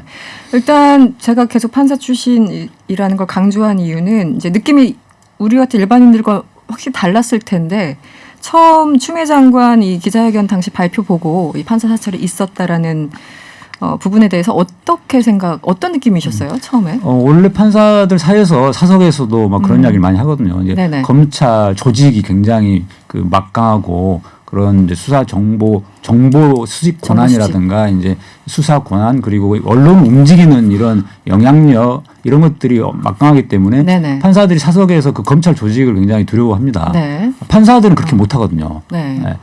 그래서 굉장히 충격을 받았죠, 사실. 그런데 판사들이 그럼에도 불구하고 이것이 막상 재판으로 왔을 때는 또 신중하게 모드로 가요. 그러니까 판사들의 성향이 생각보다 굉장히 신중한 스타일들이 많습니다. 그래서 이게 좀 부적절하지만 심각하다고 보더라도 그렇다고 검찰총장의 직무를 정지시키는 게 굉장히 판사들도 부담스러워하는 거예요. 네. 판결을 선고한다고 했을 때. 그런 것 때문에 아까 제가 이제 이번 재판 결과가 이게 생각보다 윤석열 승 이렇게 나올 수도 있다라는 말씀드린 건데 다만 이제 만약에 해임 의결이 이루어지고 해임 취소 소송이 제기되면 거기서는 이제 판사들이 판단이 다를 겁니다. 왜냐하면 그때는 해임이 의결되면 새로운 총장이 또 임명이 되고 또 그 사이에 이제 윤석열 총장이 임기가 얼마 안 남은 상태가 되기 때문에 복귀한다 하더라도 이게 문제가 되거든요. 이미 새로운 총장이 되기 때문에 네네. 새로운 총장 임기가 추진돼 버리면은 그런 문제들 때문에 그때는 판사들이 해임 취소를 받아들이지 않을 건데 알겠습니다. 이 직무정지 부분은 좀 다를 수 있을 것 같다는 거죠. 일단 뭐 야당에서 변호사님 말씀하시죠. 네, 지금 무슨 말씀을 하시려고 했던 것 같은데요. 네. 이게 지금 판사 스타일을 재판 스타일을 알아보기 위해서 했다는 것에 제가 전혀 납득이 안 되는 것이 공판 검사가 자기가 직접 체험을 하고 뭐 후임 공판 검사에게 인계를 하면서 뭐 정보를 줄 수 있는데 이게 데이터화해서 파일을 만들어 놓고서 관리한다는 건 정말 너무나 위험한 거라고 생각해요. 그래서 그 윤 총장이 9페이지짜리를 공개했는데 건전하게 판사의 취미가 농구였는데 만약에 검사들 같이 룸살롱 가기 이렇게 돼 있으면은 어떻게 됐을까요? 정말 자기 재판이 불리하게 진행됐을 때 취미가 전화해서 룸사롱이다. 네. 그 룸사롱 누구 돈으로 가십니까? 네. 그런 유혹을 이겨낼 수 있을까요? 굉장히 위험하다고 생각합니다. 취미가 그나마 건전하게 농구해서 다행이지 아니었으면 큰일 날 뻔했다. 뭐 이런 의견도 있을 수 있겠고요. 지금 윤희숙 국민의힘 의원은 이런 주장을 합니다. 이 정도 프로필 정리가 사찰이라면 프로야구에서는 투수가 항상 타자를 사찰하고 타자는 투수를 사찰하고 있는 격이다. 이렇게 비유를 했어요. 이런 주장은 어떻게 보십니까? 말도 안 되죠. 네. 검찰은 국가기관이고 수사권 기소권을 가지잖아요. 일반인이 하는 거와 수사기관이 하는 걸 전혀 대등하게 다르죠. 놓고 생각하시면 네, 안 네. 되고 검찰이 윤희숙 국민의힘 위원 뒤를 밟아서 자주 가는 가게가 어디고 자주 보는 프로그램이 뭐고 기분 좋을까요? 그러니까요. 네. 이거는 내용의 문제 어떤 접근 방법에 있어서 불법성 여부를 떠나서 누군가가 내 뒤를 개인 사생활을 이렇게 파고 있다는 것 자체는 굉장히 겁나는 일이죠. 서업 변호사님은 어떻게 보십니까? 이런 네, 야당의 주장에 같은 대해서. 입장이고요. 네. 민간인, 예, 특히 이제 예를 들어서 뭐 변호사, 시민단체인 참여연대나 이런 단체들, 이런 데서 판사들의 성향을 알아보고 하는 것이야. 그거는 담당 재판부 판사들에게 아무런 압박감을 주지 않습니다. 네네. 별로 신경도 안 써요, 판사들은. 근데 검찰 조직이 수집하는 건 이건 신경 쓰일 수밖에 없는 거죠. 그 막강한 권력 기관이 네. 수집하는 거랑 일반 민간인이 수집하는 걸 동등하게 놓는 것 자체가 말이 안 되는 거고요. 그다음에 공판 검사도 역시 검사긴 하지만 그냥 재판 법정에 들어가면은 변호인 피고인 쪽과 대등한 당사자일 뿐입니다. 그렇죠. 동등한 위치죠. 판사가 공판 검사 그래서 뭐 무서워하지는 않습니다. 당연히. 네, 네. 근데 단지 그 검찰 조직, 대검 조직을 두려워하는 거죠.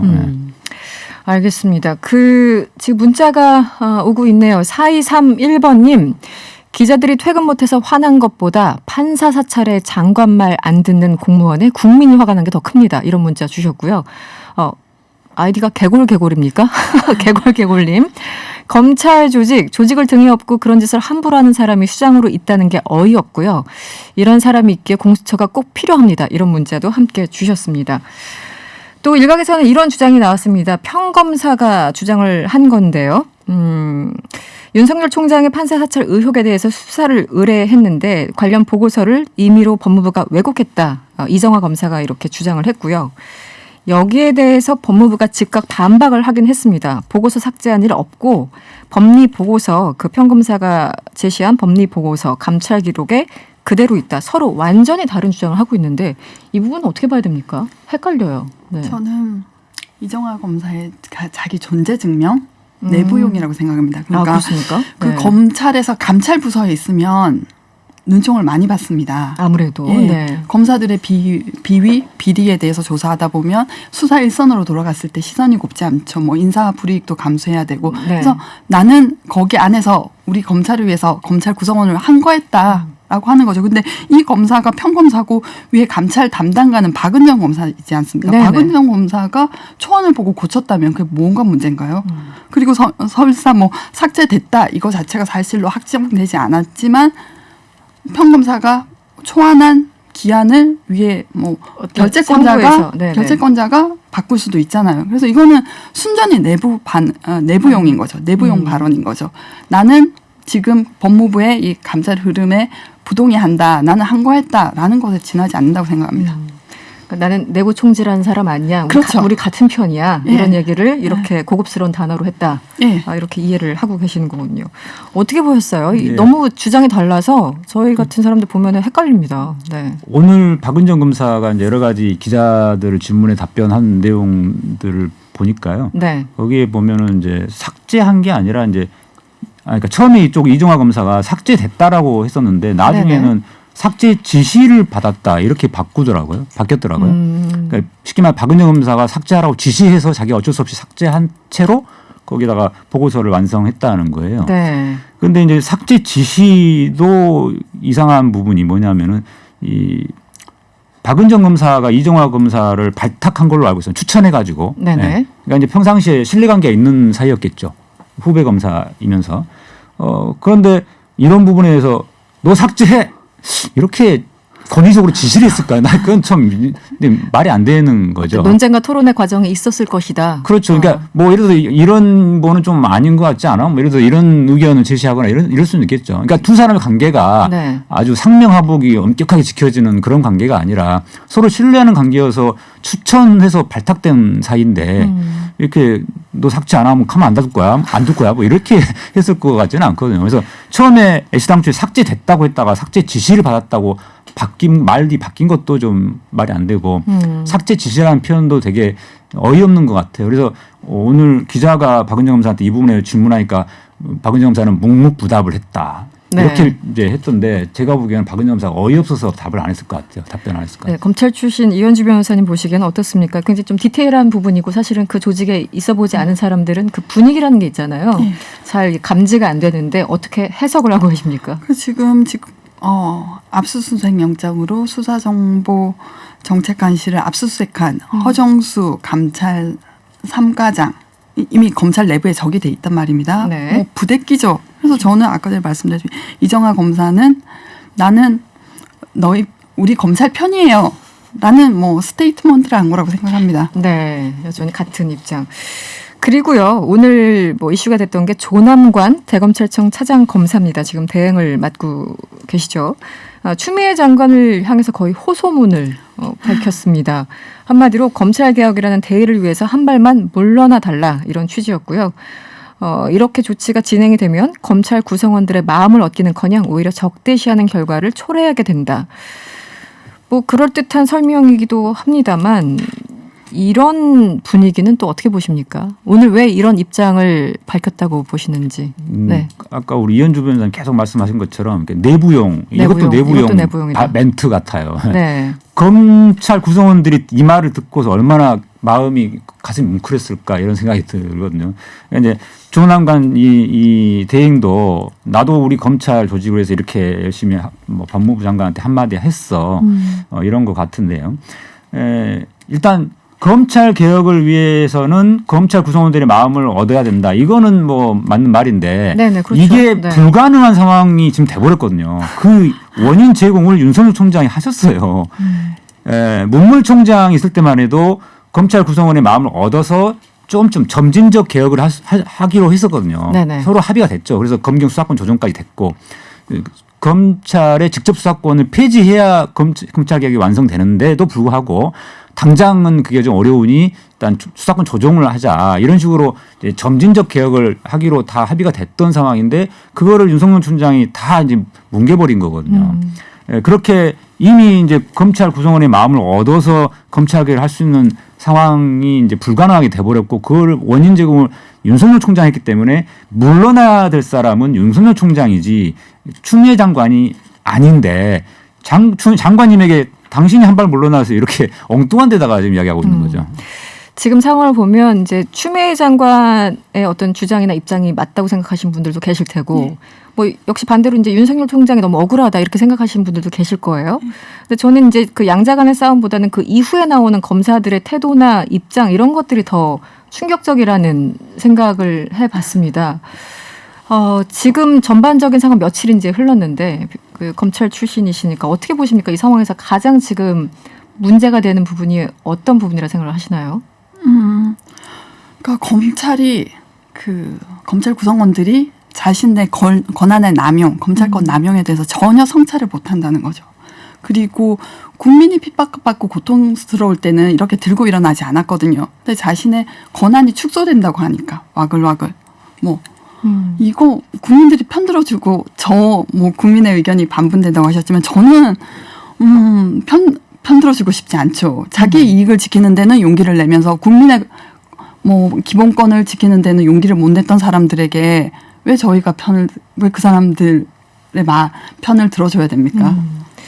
지금 이제 여러 분들의 이제 입장인데 조금 결이 다른 질문인데요.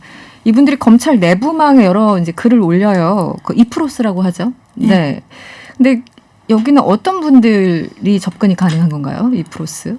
검찰 수사관들, 검사들, 실무관들 모두 이제 내부 통신망으로 거기서 이프로스 게시판에 글을 올리는 거죠. 네. 내부 이제 직원들은 다 접근할 수 있는.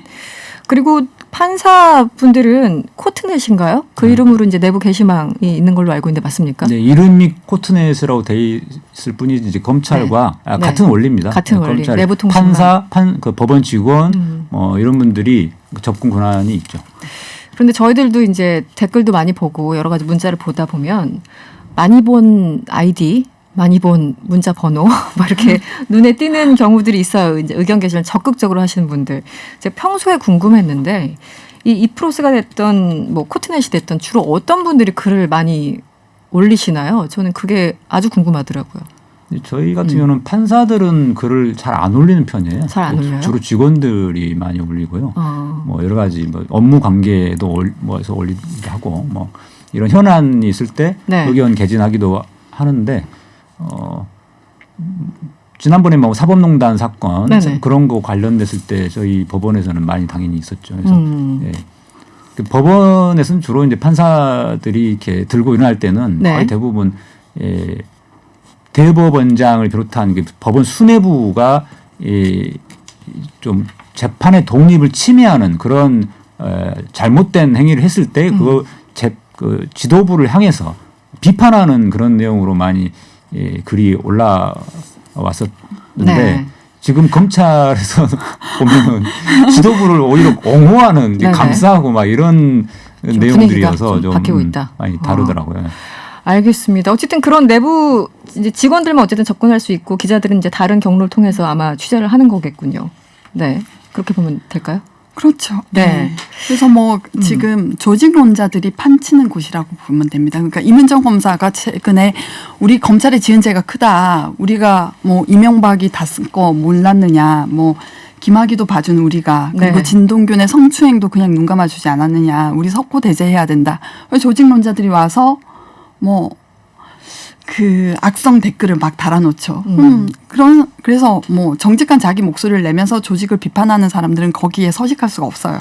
서식할 수 없다. 알겠습니다. 시간이 다 돼서 여기까지 들어야 되겠습니다. 두 분 감사했고요. 지금까지 서기호 변호사 그리고 이현주 변호사였습니다. 오늘 고맙습니다. 네, 감사합니다.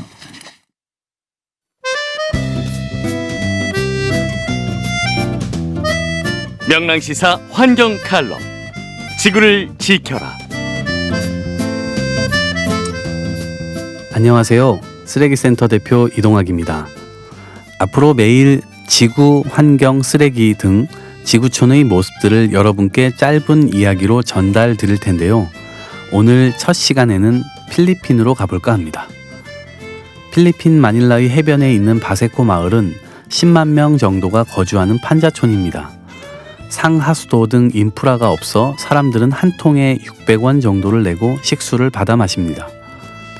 집들이 판자로 되어 있기 때문에 위태해 보이지만 이들은 아랑곳 않고 웃으며 살아가죠. 해변가 마을답게 이곳의 어린이들은 바다 수영을 매우 잘합니다. 학교를 다녀온 아이들은 친구들과 함께 바닷물에 몸을 담그는 것이 일상입니다. 그런데요, 바닷가엔 온통 쓰레기 더미가 쌓여 있었습니다. 해마다 바다를 통해 플라스틱 쓰레기들이 떠밀려 온다고 했습니다. 한쪽으로 치워두지만 침출수가 나오고 코를 찌르는 냄새까지. 천진난만하게 웃는 아이들의 얼굴은 쓰레기의 습격을 대수롭지 않게 여기는 듯 했습니다. 세계적으로 한 해 동안 적게는 1천만 톤에서 많게는 2,400만 톤까지 바다로 플라스틱 쓰레기가 유입된다고 합니다. 해양 생물들은 이로 인해 이미 떼죽음을 당하고 있고요. 지구의 산소 생산을 담당하는 바다 생태계가 망가지지 않고 유지될 수 있을까요? 우리 인류는 어떻게 되는 것일까요? 저는 내일 다시 찾아오겠습니다.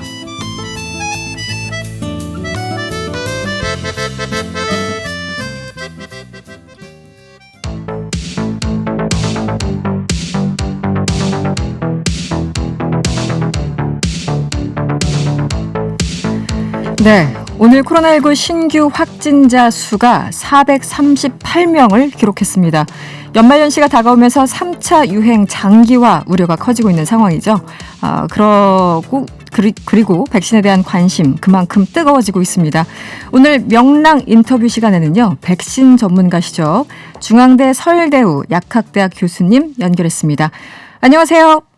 예, 안녕하세요. 네, 잘 들리시나요?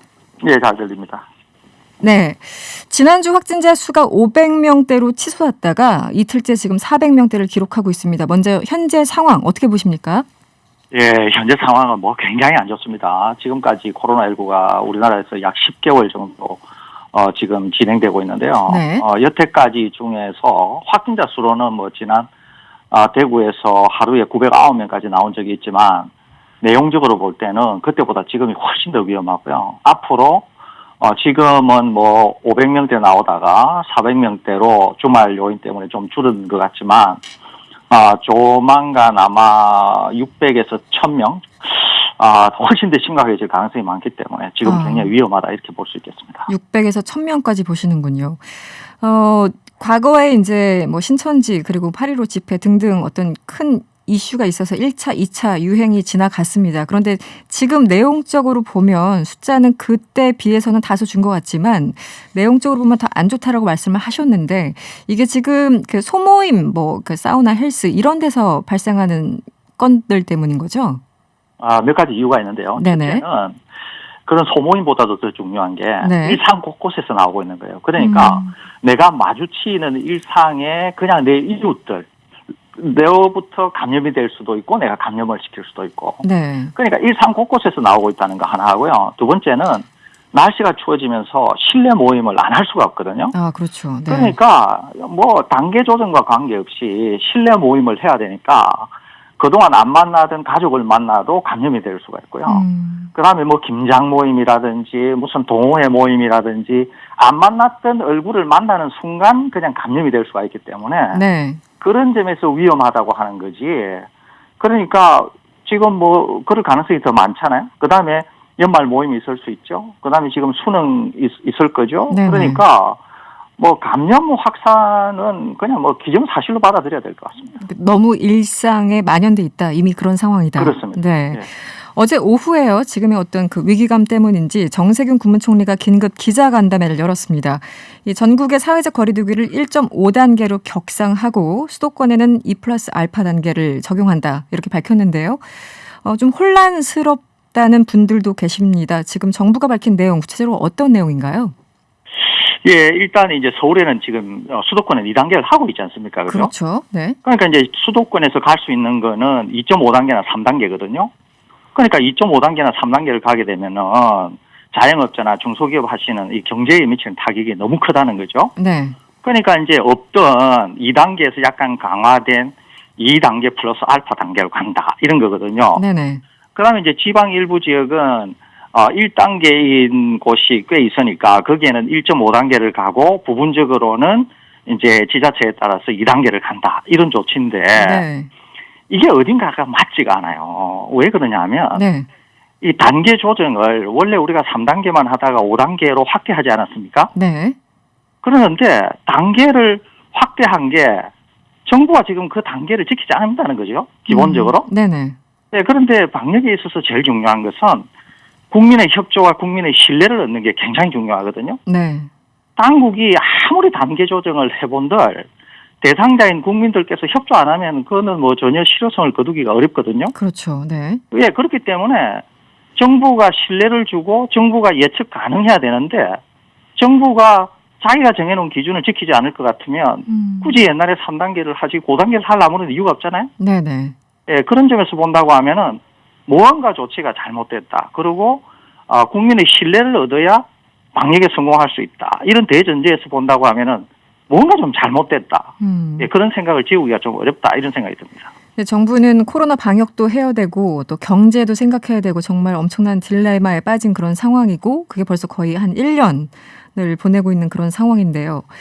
서울대구 교수님께서 보시기에는 그러면 지금 몇 단계 조치가 필요하다 보시나요?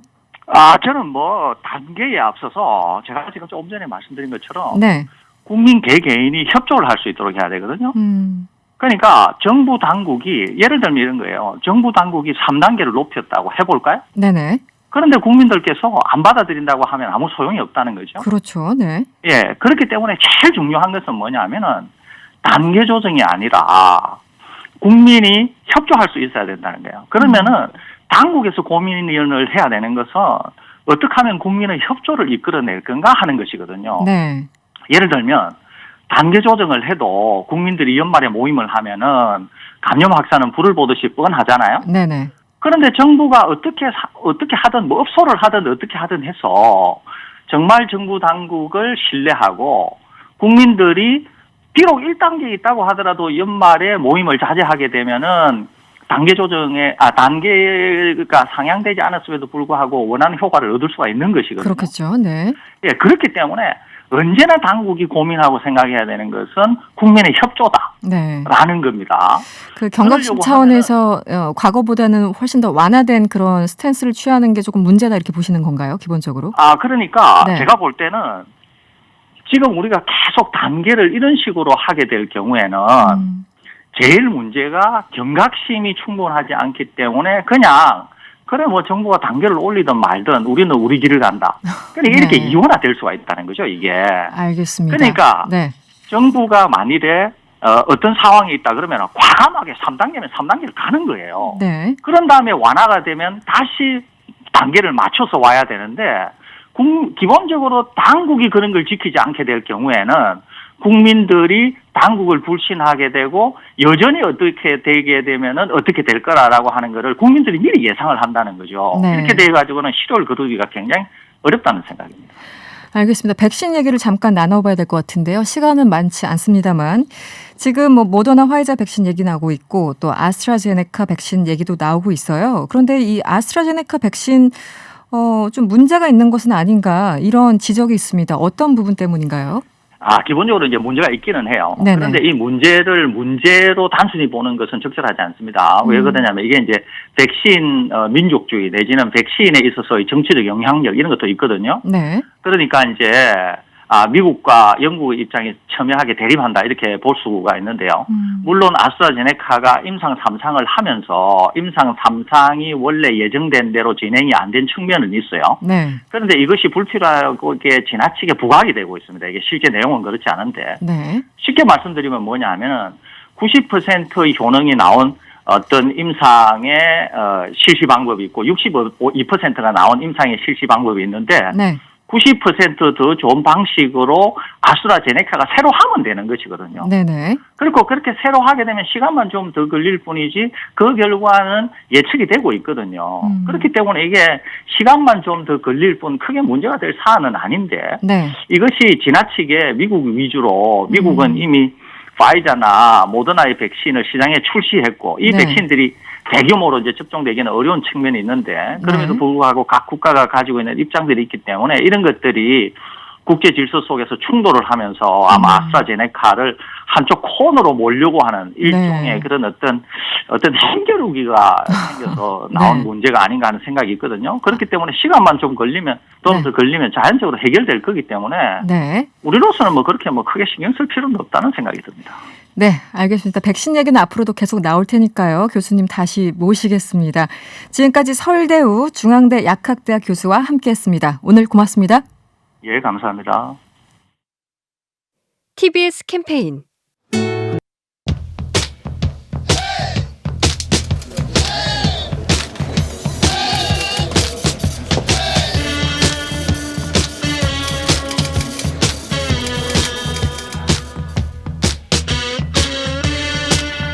영끌. 네, 영혼까지 끌어모아 투자한다는 요즘이죠. 신과 함께, 아니 돈과 함께 하고픈 여러분들 위한 코너입니다. 돈과 함께 시간입니다. 매주 이 시간 여러분을 도와드릴 길잡이 두 분 소개해 드릴게요. 블록체인 미디어 조인드의 고란 기자 나오셨고요. 이베스트 투자증권의 염승환 차장님도 나오셨습니다. 두 분 어서 오세요. 네, 안녕하세요. 네, 안녕하세요. 오늘 저 명랑시사 이승원입니다. 첫 방송이고 그리고 이 돈과 함께는 4부의 첫 코너입니다. 여러분들이 꽉꽉 채워주셔야 되는데요. 두 분은 혹시 같이 방송을 좀 해보셨나요? 아니 저는 염 차장님을 알지만 염 차장님은 저를 모르겠죠. 아 그래요? 염 차장님 아침 방송에서 잘 듣고 있습니다. 아 그렇군요. 네. 지금 유튜브로도 방송 나가고 있으니까요. 명랑시사 이렇게 검색하시면 저뿐만 아니라 이 두 분을 함께 한꺼번에 모조리 보실 수 있습니다. 오늘 뭐 고란 기자님도 많은 분들이 알고 계시고 염 차장님도 많은 분들이 알고 계시지만 혹시 모르시는 분들 위해서 잠깐 소개를 좀 해주시면 어떨까요? 먼저 염승환 차장님. 네, 저는 이제 이베스트 투자증권에서 사실 이제 제가 하고 있는 거는 저는 이제 온라인상에서 이제 고객분들 상담이라든가 네. 뭐 영업을 좀 원래 주 업무로 하고 있었는데 네. 갑자기 이제 그 유튜브 그 3프로 TV에서 연락이 와가지고 네. 제가 사실 이제 여기저기 케이블 방송 많이 출연을 하고 있었거든요. 한 10년 전부터. 근데 네. 이제 그거 보시고 연락이 와서 매일 아침에 이제 시황 방송을 좀 맡아달라 그래가지고 네네. 이제 8월부터 시작을 하게 됐어요. 엮이셨군요. 네. 근데 이렇게 될 줄 저도 상상을 못했는데 네. 하다가 보니까 이제 많은 분들이 또 뭐 이렇게 시황 방송 정보들 같은 거 있잖아요. 사실 개인 투자분들이 제일 힘들어하시는 게 주식시장 이제 처음 참여하신 분들은 이제 증권가에 있는 이제 되게 중요한 정보들이 많거든요. 네네. 사실 찾으려면 찾을 수는 있는데 방법을 전혀 모르세요, 사실은. 그렇죠. 어느 경로로 가야 되는지, 네. 그래서 뭐가 그거를 중요한지. 제가 이제 사실 좀 약간 잠을 좀 덜 자가면서 밤에 좀 그 정보를 모아다가 아침에 좀 네. 말씀을 해드리거든요. 네네. 근데 그걸 되게 좋아하시더라고요. 그래서 사실 처음에 별명이 염탐정이었어요. 그래서 염탐정. 여기저기 다 성을 따서. 네, 그래서 뭐 모든 정보를 뭐 탐정처럼 캐온다. 이래가지고 이제 염탐정이 됐다가 네. 또 제가 몇몇 분들 이렇게 상담을 좀 잘 해드렸거든요. 네네. 그러니까 어떤 분이 증권사직원은 좀 딱딱해 보이는데 네. 염승환 조정은 뭔가 좀 이렇게 의외로 보니까 친절하다. 네, 다 그러니까 부탁하면 다 들어줄 것 같다. 약간. 그래서 어느 분이 갑자기 연불리라고 하더라고요. 마침 그래서 나 해보님이 바로 알아봐 주시고 문자 보내주셨어요. 와 연불리다. 이렇게 반응 보여주셨고 뭐 유튜브계에서 지금 염승환 사장님은 염탐꾼, 염불리 다양한 이름으로 불리고 계십니다. 그리고 우리 저스틴님도 문자 보내주셨는데요. 고란 기자님. 반가. 네, 안녕하세요. 친구신가요, 네네. 이분이 혹시? 네, 글쎄 지인이면 나중에 문자 주세요. 네, 네. 고란 기자님도 간단하게 뭐 많은 분들 아시지만 방송 많이 하셔서 잠깐 소개를 좀 해주시면요. 저 그 유튜브 실시간 댓글로 김지환님이 비트코인 홍보대사 고란 기자네라고 써주셨는데 제가 블록체인 미디어 조인디라는 곳에 소속돼 있습니다. 네. 조인디는 블록체인 및 암호화폐 시장 관련된 투자 뉴스를 전해드리는 곳이는데요. 쉽게 말해서 비트코인 관련 뉴스를 전한다라고 보시면 됩니다. 네. 사실 아직까지도 그 비트코인 관련된 기사 보면은요. 네. 댓글에 제가 느끼기엔 한 8대2 정도로 부정적인 댓글이 많은 것 같아요. 그래요? 최근에 네. 가격이 회복을 하면서 좀 더 긍정적인 댓글이 늘어나긴 했는데 여전히 많고요. 사실 실제로 이제 유튜브나 아니면 다른 뭐 이렇게 소위 말해서 비트코인을 악용한 다단계 사기들이 많아요. 네, 정확히 말하면 비트코인은 아니고 비트코인 투자는 이미 늦었으니 내가 제2의 비트코인을 소개해주겠다. 네. 라고 하면서 자 땡땡 코인, 명랑 코인 나왔으니 투자하세요. 라고 네. 돈을 모으는 사람들이 많거든요. 그런 가짜 뉴스보다는 진짜 투자 시장과 밀접하게 관련된 뉴스를 전하는 조인디라는 매체고요. 네. 저희도 유튜브 하고 있어서 조인디 검색해서 구독 좀 눌러주세요. 알겠습니다. 고란 기자님 조인디 유튜브 이 세 가지 키워드를 기억하시면 될 것 같고요. 아까 염차장님 그 뭐 유튜브 많이 하신다고 말씀을 주셨고 이미 많은 분들이 뭐 별명까지 붙여주시는데 요즘 그 이런 거 있잖아요. 재테크 관련해서 유튜브를 많이 보세요. 그런데 내가 방송하면서도 그리고 또 다른 사람들도 많이 방송을 하고 있고 이 부분은 좀 조심했으면 좋겠다. 나도 업계 사람이지만 이 부분은 좀 조심했으면 좋겠다. 네. 이렇게 좀 조언을 해주신다면 어떨까요? 시작할 때. 정말 요즘에 유튜브에서 그 주식 관련된 유튜브가 정말 많거든요. 그렇죠. 너무 많은데 네. 사실 그게 뭐 개인 투자분들 입장에서는 되게 좋죠. 일단 이제 그 정보를 많이 취득을 할 수 있기 때문에 본인들이 발품을 팔면 네. 근데 이제 좀 주의하실 거는 저도 이제 상담을 많이 이제 뭐 업무가 그러다 보니까 많이 봤는데 네. 많은 분들이 유튜브에서 그렇게 종목을 추천했던 걸 따라 샀다가 굉장히 이제 고통스러워 하시는 분들을 많이 좀 전화를 받았거든요. 네네. 그걸 물어보니까 본인 이제 그 유튜브가 되게 잘하는 것 같아서 이렇게 추천해서 따라갔는데 그러니까 문제는 그 투자자분은 전혀 그 종목을 몰랐던 거예요. 공부도 안 하고 그냥 이제 말만 믿고. 예, 그러니까 네. 이게 좀 당부드리고 싶은 건 뭐냐면은 먼저 본인이 준비가 좀 돼 있어야 되거든요. 일단 네네. 어느 정도 주식에 대한 기본 지식이 있는 상태에서 뭐 유튜브 분들이 뭐 추천하는 거를 뭐 하지 말라는 게 아니라 어느 정도 본인이 좀 그 레벨이 좀 올라오면 이걸 판단을 할 수가 있어요. 사실은 네네. 내가 이분 말을 들어야 될지 네. 이게 근거가 있는 건지. 근데 아무런 준비 없이 그냥 듣기만 하다 보면은 그냥 그 사람 그냥 어떻게 보면 약간 말빨일 수도 있는데 그럴 수 거기에 있죠. 그냥 빨려 네. 들어가거든요. 그래서 그냥 덜컥 사게 되고 손실도 보게 되는데 먼저 어쨌든 뭐 좋은 채널들이 많으니까 먼저 네네. 공부를 한 다음에 어느 정도 이제 내가 투자를 해도 되겠다 싶으면 그때 좀 투자를 하시고 그다음에 그 유튜버들도 너무 많은데 제가 이제 말씀드리고 싶은 뭐냐면은 거기서도 사실 옥석을 가리는 것도 투자자의 실력이거든요. 그 자체가 너무 힘들잖아요. 다 그럴듯하게 말씀을 하고 계셔서 네. 저처럼 어리버리한 사람들 들어가면은 다 그럴듯하게 들려서. 그건 그런데 이제 그래서 항상 검증은 해보세요. 그러니까 그 사람이 얘기를 했을 때 한번 어떤 식으로 좀 종목이 움직이는지 체크도 해보시고 네. 그 다음에 그 종목이나 어떤 이제 전망을 하거든요. 대부분. 근데 네네. 전망을 할 때 그걸 좀 잘 보세요. 이 사람이 진짜 논리적인지. 그러니까 허무맹랑한 소리를 하는지. 네. 그러니까 마치 그런 분들이 있어요. 사실 어떻게 보면 좀 약간 교주처럼. 네네. 약간 이제 그냥 내 말만 들어라. 네네. 그런 분도 사실 있긴 있거든요. 근데 따라오세요. 거의 막 이런 분위기. 근데 그건 근거가 없어요. 네. 그러니까 무조건 뭐 3천 갑니다. 그런 게 아니라 3천이 뭐 내년도에 뭐 예탁금이 얼마 늘고 달러가 약세니까 3천을 갈 것 같습니다. 이런 논리로 좀 정확하게 팩트를 짚어주신 분들 같은 경우는 사실은 어느 정도 좀 신뢰할 수가 있거든요. 그게 틀리더라도. 네. 근데 그냥 막연하게 3천 갑니다. 아니면 막연하게 2천 깨집니다. 네. 이런 그 유튜버들은 사실 그냥 걸르셔야 돼요. 네. 근데 사실은 대부분 그냥 후자로 가요. 그 자체가 일단 네. 귀에 쏙쏙 들어오는 네, 거는 또 그런 표현들이니까. 맞아요. 원래 사기꾼들이 말을 그러니까요. 고란 기자는 어때요? 아무래도 이제 경제 이 분야 취재 많이 하시고 하다 보면은 사실 유튜브 성격이요. 유튜브가 그냥 주식을 전달하는 게 아니고 일종의 리딩방 성격으로 번질이 돼가지고 네, 네. 이게 이거 투자하면 오른다라고 하는데 사실 삼성전자 오른다고 아무리 유튜버가 얘기해봐야 삼성전자 오르겠습니까? 안 오르는데 네. 문제는 유통 주식이 굉장히 시가총액이 작은 종목들은 실제로 이렇게 한 몇만 명 정도 몰고 다니는 이 리딩방 방장들이 올릴 수가 있거든요.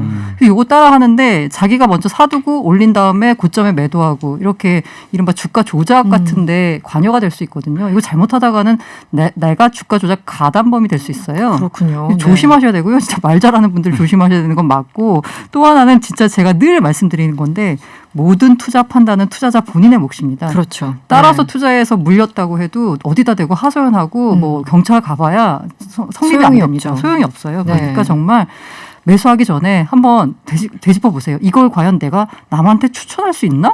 라고 한번 생각해 보시면 좋을 것 같아요. 내가 다시 투자하는 게 아니라 다시 한번 이거 내가 남한테 내 부모님한테 추천을 할 수 있나? 라고 생각해서 좀 고개가 가웃거려진다. 그러면 투자를 안 하는 게 맞지 않나라는 생각이 듭니다. 그렇군요.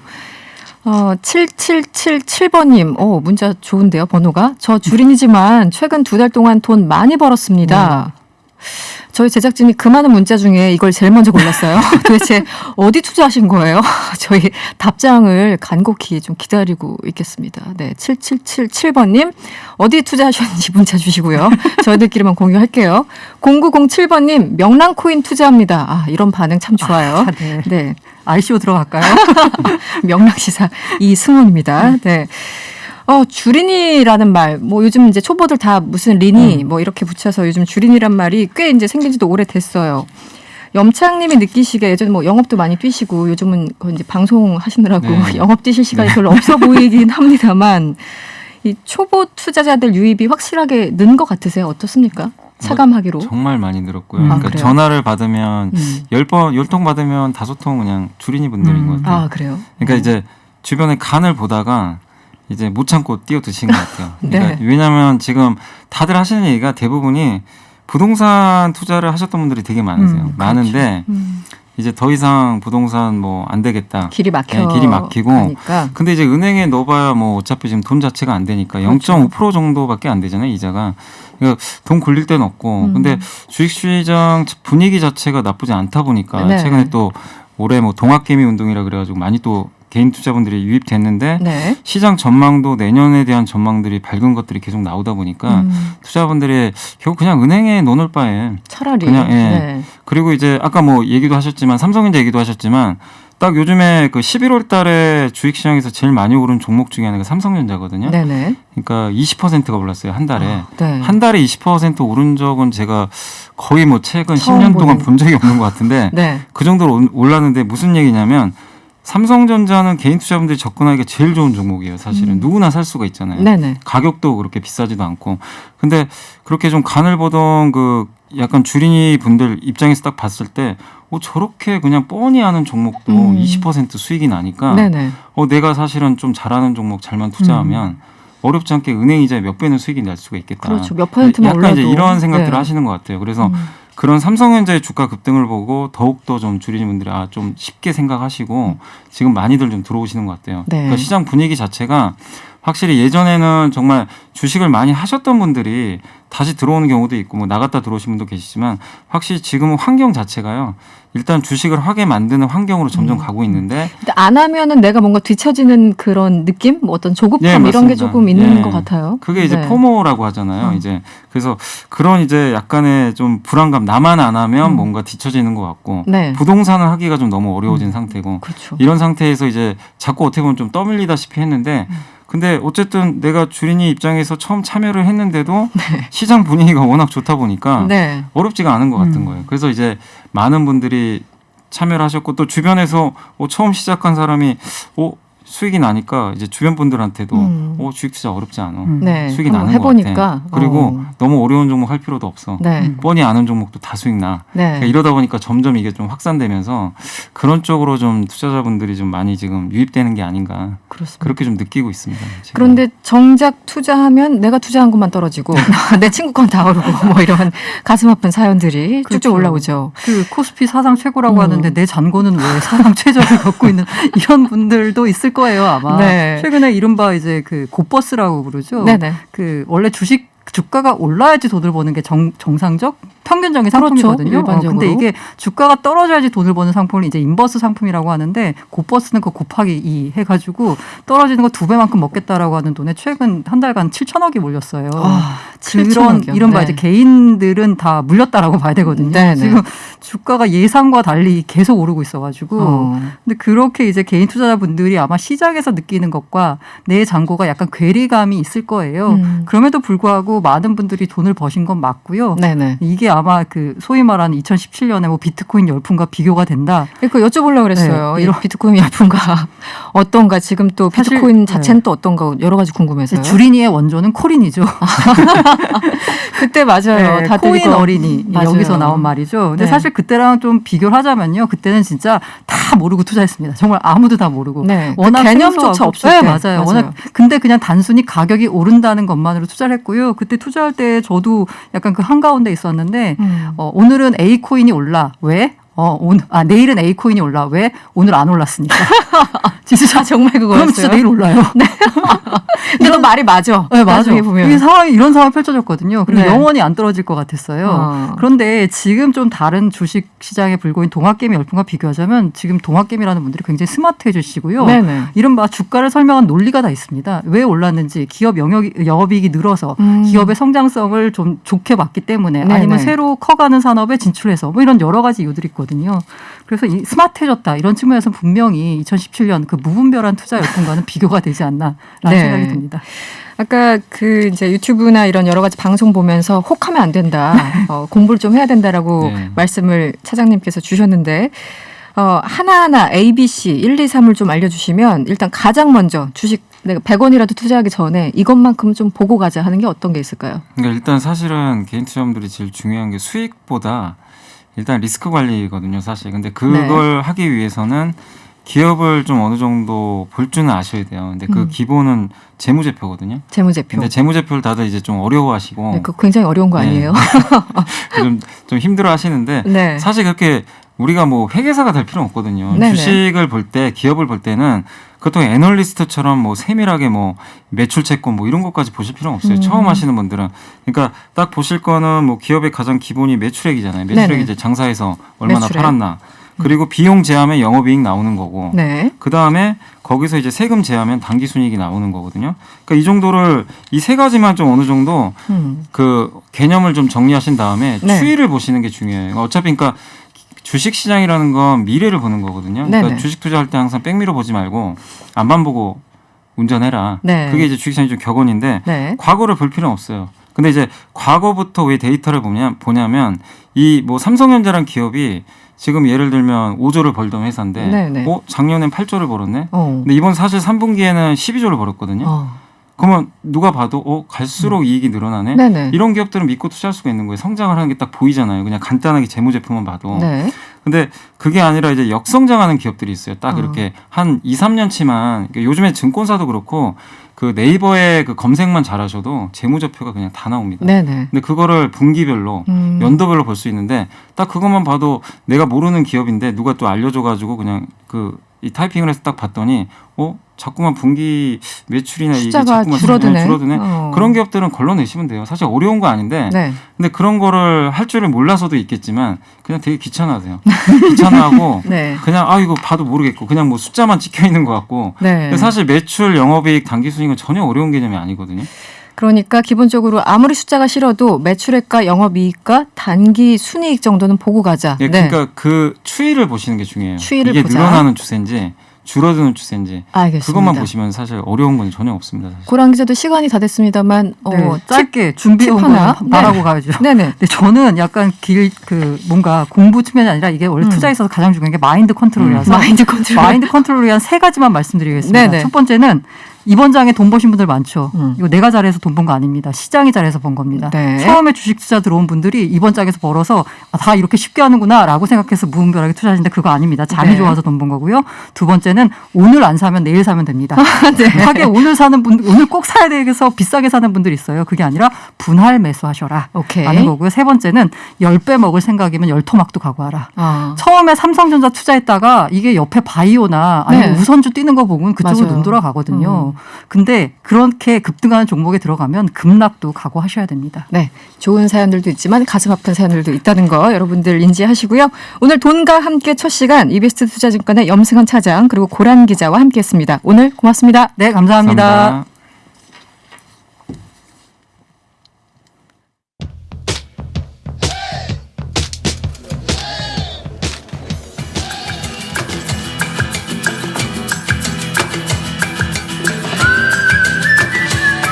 네, 문자 소개를 좀 해드릴까요? 오늘 첫날이라서 여러분들이 많이 보내주고 계십니다.